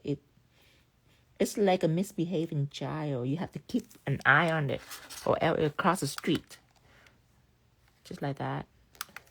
See, it's just flash cure, and the reason for flash cure is just temporarily seal the design, so the gel stays still. It doesn't move anywhere. Flash cure is not complete cure. You have to end up curing in the lamp anyway, at 60 seconds.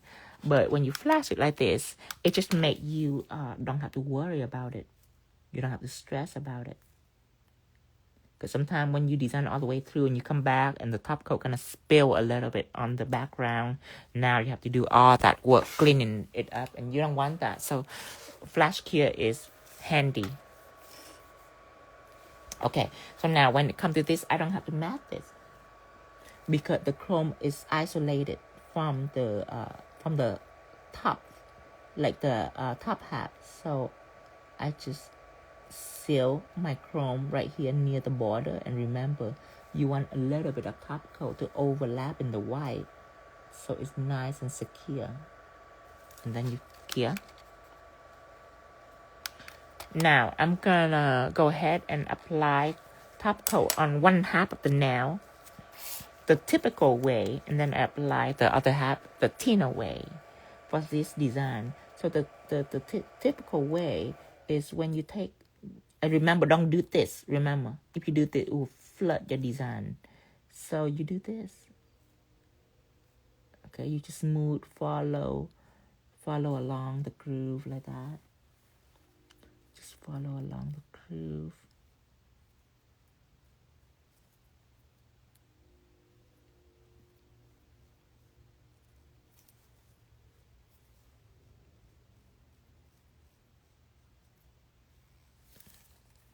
And you cure. So you can do it like that. But sometimes a design that's so precious, I will choose a coloring brush, and I will manually top coat this with a coloring brush. I will do this so I can be more precise, more control to a design that I think is so beautiful, not to jeopardize it, like not to flood it. Like sometimes I don't want to flood my design with top coat. I would choose a coloring brush instead.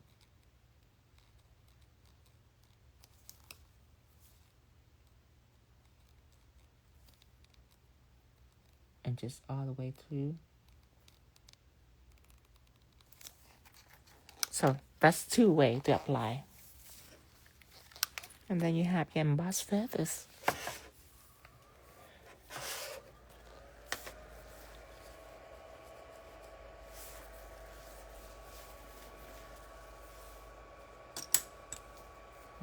Okay. So now let's play a little bit with the bedazzle right here.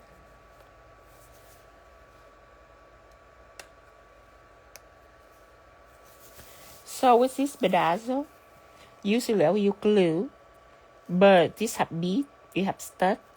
It's safer for me to use gels. It will give me playtime.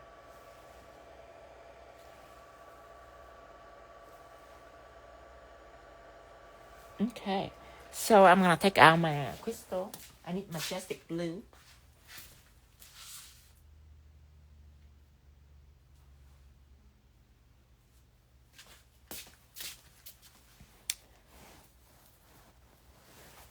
And I need orange.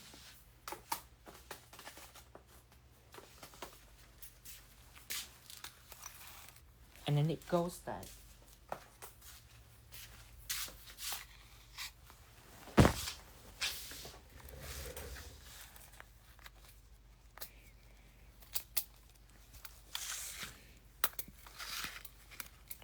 First, I will use clear texture gel. Remember non-cell level. When you work with crystal, bead, stuff like that, non-cell level is your best friend. Non-cell level means it doesn't move. You don't want something that moves on you. That'd be tragic. So, let's take out clear texture gels. And we are going to apply on her. Let's see how do I apply this, okay?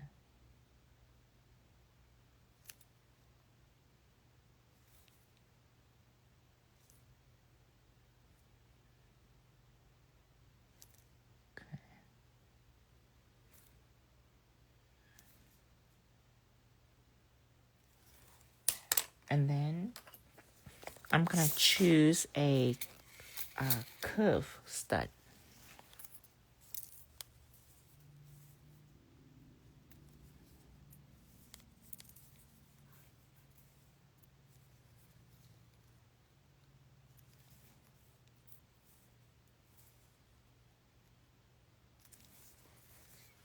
Okay, there is a 6mm curve stud.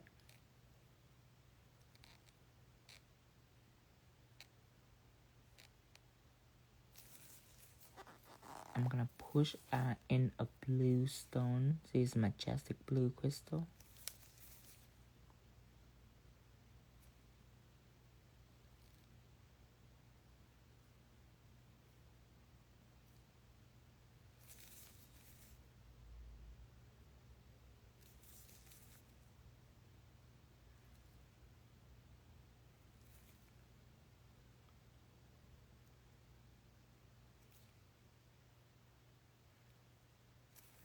Okay. And if you have a little empty space down here, don't worry. You can stick a bead right there at the end.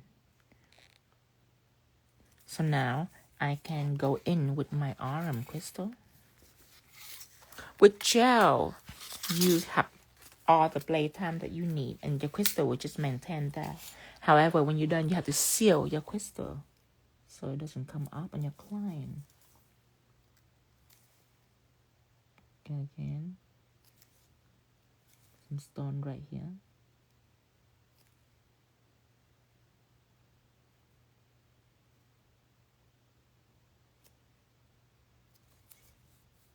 This is SS9. Now I'm gonna put in SS7.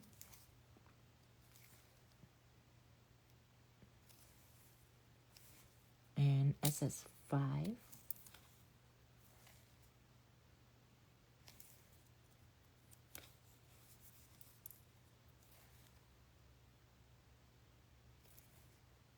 Okay, and then time to work with bead.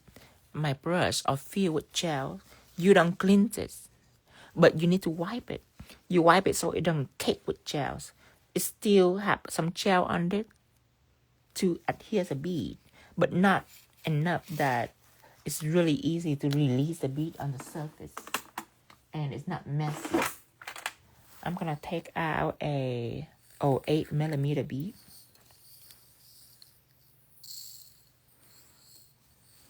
And a smaller bead. You go a bit a lot, so I'm almost out.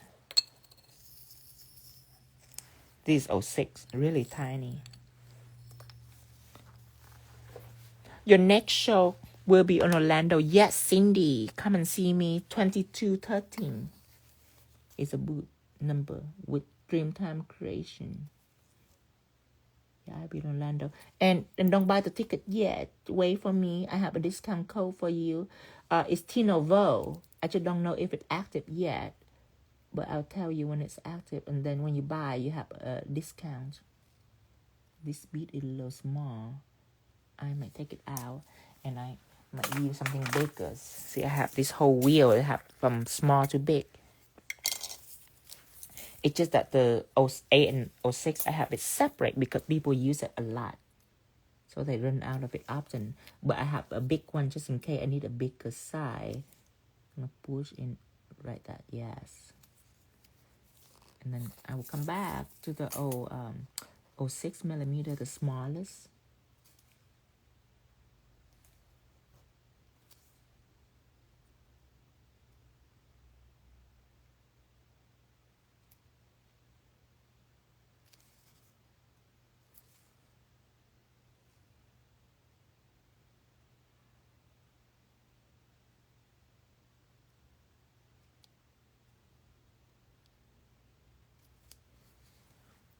Okay.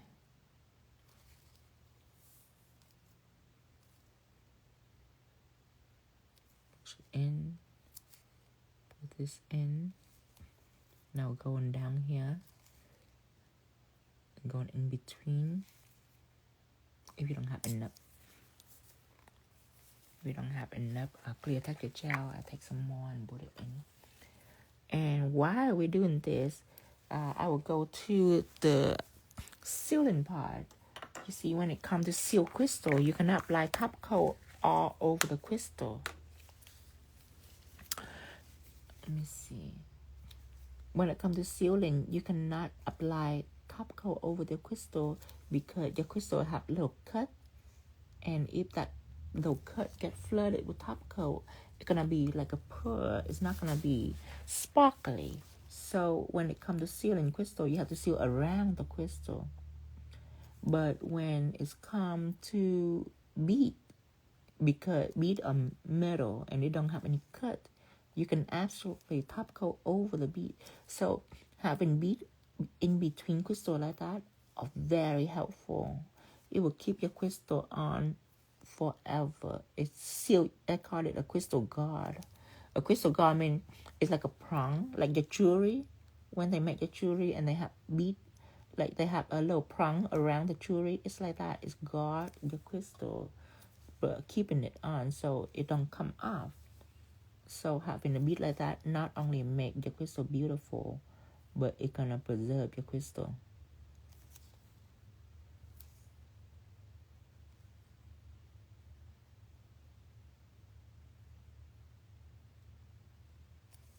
Okay, I am having a big bead right down here and a small one right down here.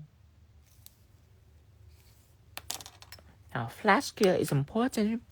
Imagine all that hard work and you tell your client, please put your hand in the machine, and then they go on and touch their hair. Game over. You have a horrible job that you have to fix after hers. So remember, flash cure will seal the deal right away. It will froze it so your client cannot mess it up, and then you can move on and you can tell her to put it in the machine and it'll be totally safe. If she touch anything, it's not gonna come off because it's already temporarily sealed. When I work with crystal and bead, I always have flash cure. It's essential for beader or bedazzler. Okay, when this is already on, I'm gonna cure that. 60 seconds here, and then I'm gonna seal that. Most people mistake this for the application. This is not the entire crystal application. You have to seal it right after. They just put it on. It's not involved the sealing. If you tell your client to go home, it will come out right away.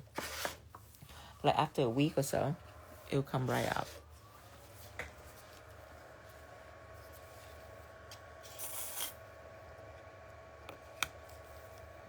Okay. Now, while we're waiting for that, I am, again, using the Emboss Brush to apply another layer on here. Replicate these fingers.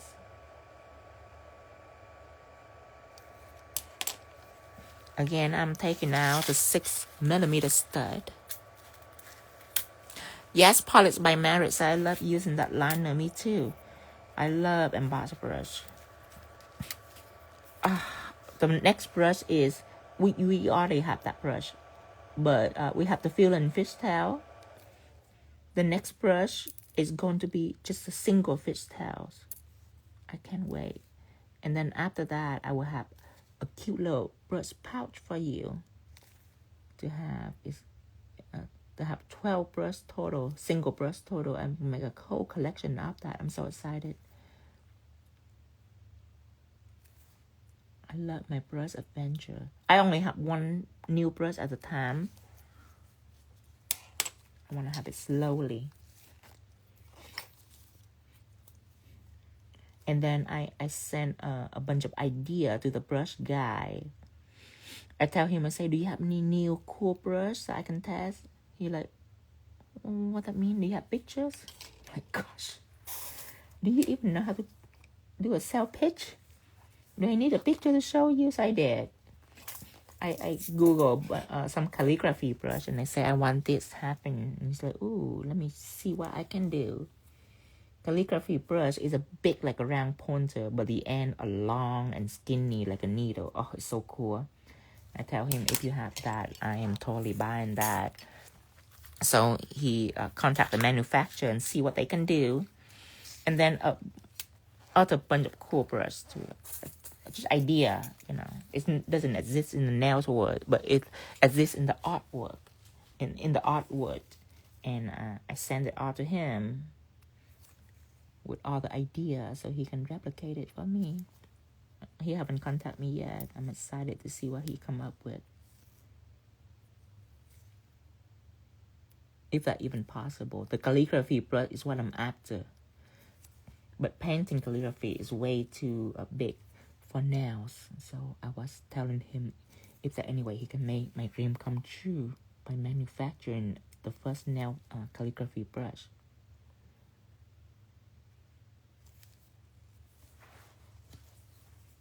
More new product coming in the testing, in the making. It's not coming. I still have to hear from him to see if it's even possible. I sent him like 8 or 9 different ideas. I don't know if it's even possible. I hope so. Okay, one right here.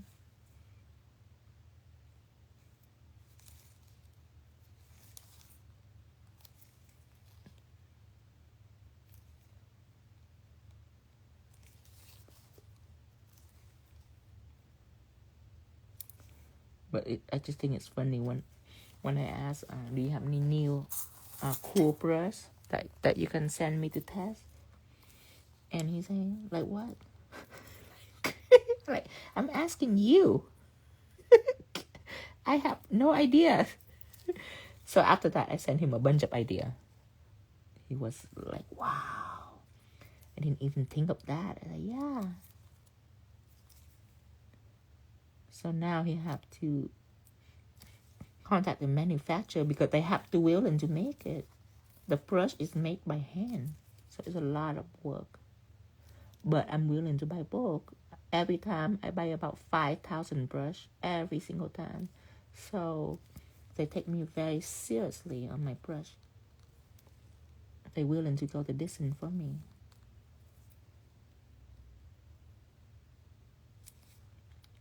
Before my brush was sable mix, but recently about 6 months now. My brush is full Kolinsky. They just have a new connection.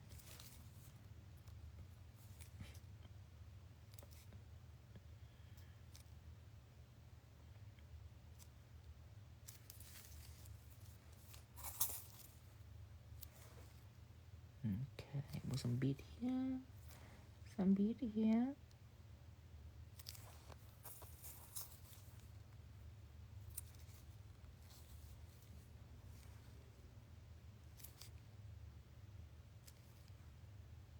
Okay.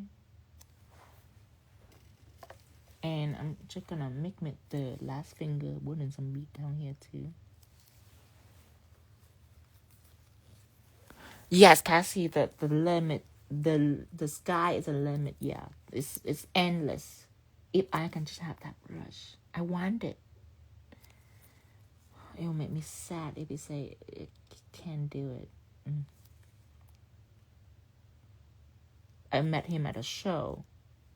He's a brush engineer, and he had people that handmade it, which is nice. Because some brushes are not handmade; it's machine made, and it's horrible. It's so ugly.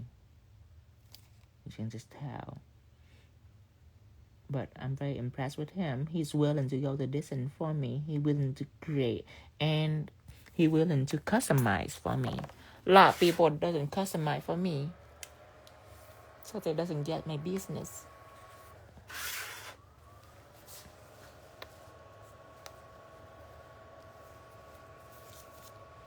And then I'm just gonna glue this in with an autumn crystal. Oh yes.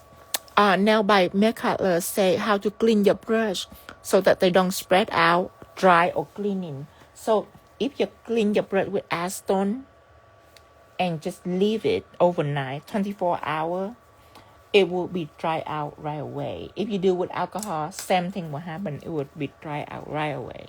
And before, what I do is I clean before I use, not after I use. But now, the struggle is over. I use a conditioning cleanser.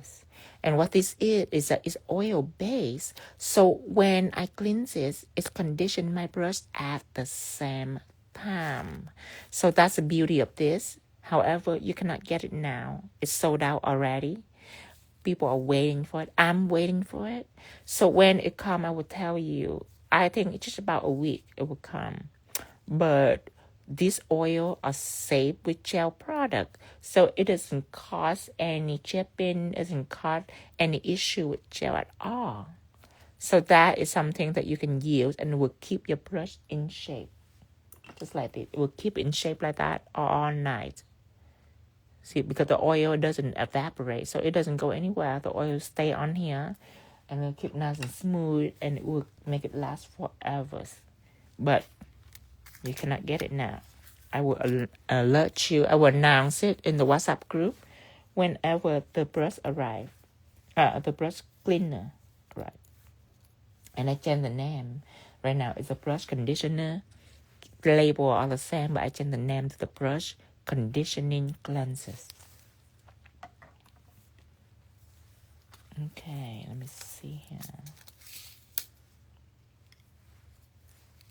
Yeah, expressive animal. People are patiently waiting. I am patiently waiting for that. Oh, Cassie, have you tried that on your acrylic brush at all when you store them? No. When it comes to acrylic brush, you don't use anything that belongs to the gels word. Acrylic are different. Acrylic, very easy to clean and preserve. You use the same monomer that you use with your acrylic. That's it. Monomer is not like acetone. It doesn't fully evaporate. So when you use it with your monomer. The same one you use to scoop acrylic, you just use that. And if you want, you can hang your brush upside down. That will be healthy for your brush. But yep, that's how you do it. Acrylic brush cleaning are not tricky at all. Very simple. I also put some Magestic blue right here under these nails.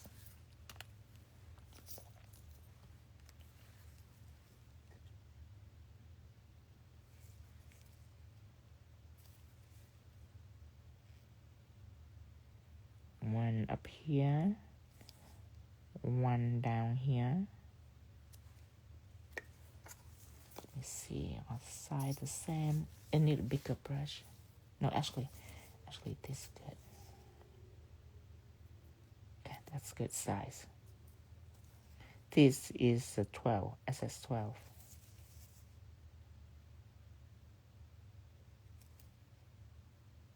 Oh.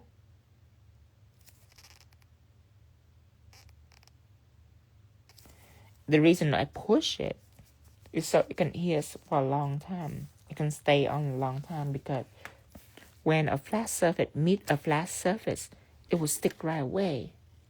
But let's say you have a curved surface and you put your crystal on, it's not likely will dry immediately. If you ever have a crystal that takes so long to dry, everything else is dry already, but this takes so long to dry and it just keep getting wet and you can move it around. It's because the surface underneath is not completely agree with the backing of the crystal.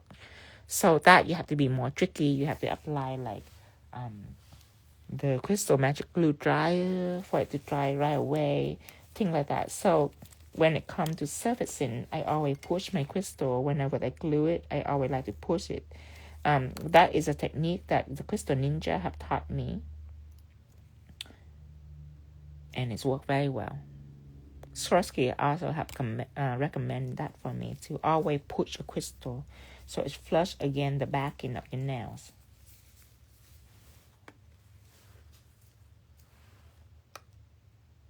Now we're gonna seal our crystal. So I'm gonna take out the crystal sealer pen.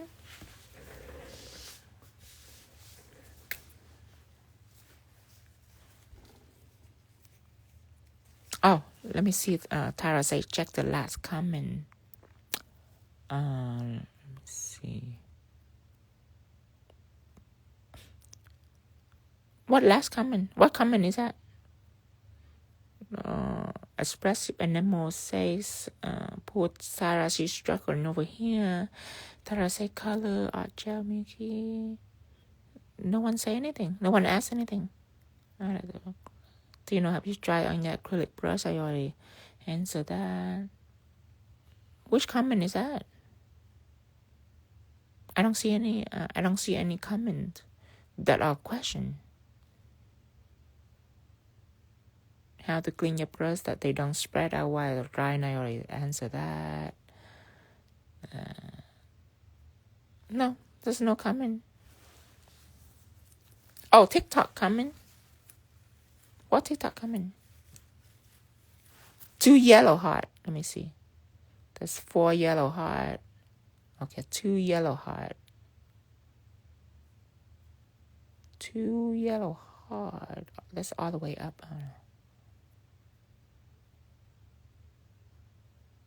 2 yellow heart. Let me see. That's all the way up. 2 yellow heart. I still find it. I couldn't find 2 yellow heart. Okay, keep going. Keep going. Oh, she asked if you're gonna be in TikTok. No, I'm not gonna be in TikTok tonight. Okay. Now I'm gonna use a sealer pen to go ahead and squeeze it in to the bead. When the bead are sealed, the crystal are sealed because the bead are around the crystal. Just like that.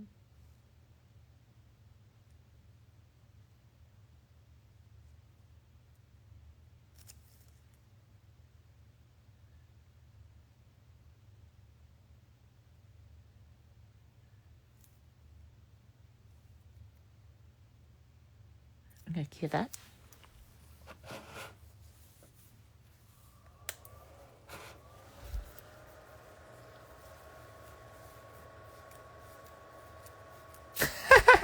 Tara, have you slept from last night?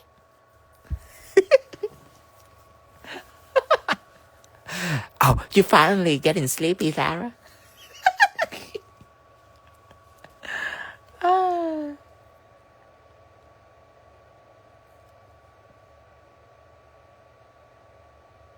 Tara finally getting sleepy. I thought Tara is insomnia. Oh, Tara should pay me for sleep therapy. I finally able to induce sleep to Tara. Kill this. Okay.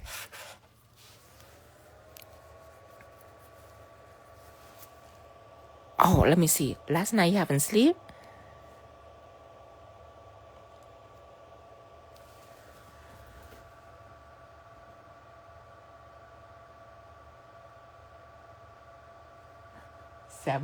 She have 7 hours this week.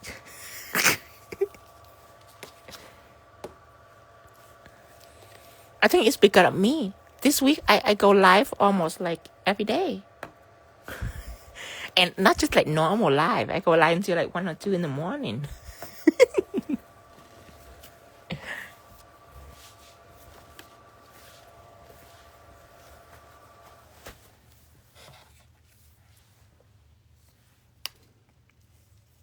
Okay.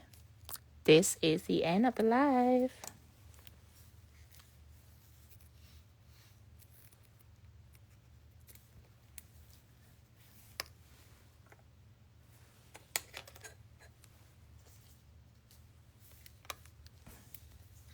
Pilots by Marriott say your creativity doesn't let you sleep. Oh no, I sleep just fine. It's just that I have a lot of design, so that's why I have to finish it. But yeah, I sleep just fine.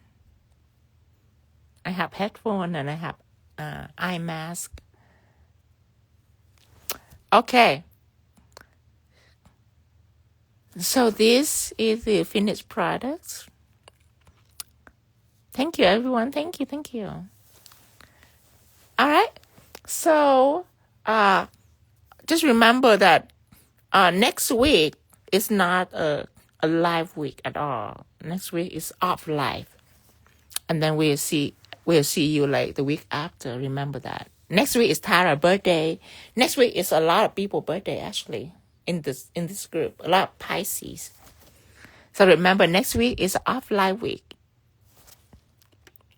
All right, everyone. Tara, can you send me the list before you go to sleep? Thank you, everyone, for joining me today. I will post the slide immediately. Thank you, Rosa. Thank you, Brittany. All right. I am going to get out of here and take a picture, and I will post it right away. Yeah, Tara is turning 25 again this next week coming up right there. Bye-bye, Dominique. Have a good day. And I will see you the week after next week. This live will be posted right away. So, yes, I will remember Lisa. I could not forget that name. I cannot get that out of my head. It's impossible. It's engraved into my brain. Thank you, Lisa, for that. I appreciate that that name that you give me. What is it? 𝙭𝙬. Yeah. 𝙭𝙬𝙧𝙖. All right, everybody. I will repost the slide immediately, and I will see you later. Bye-bye, everyone, and have a good day.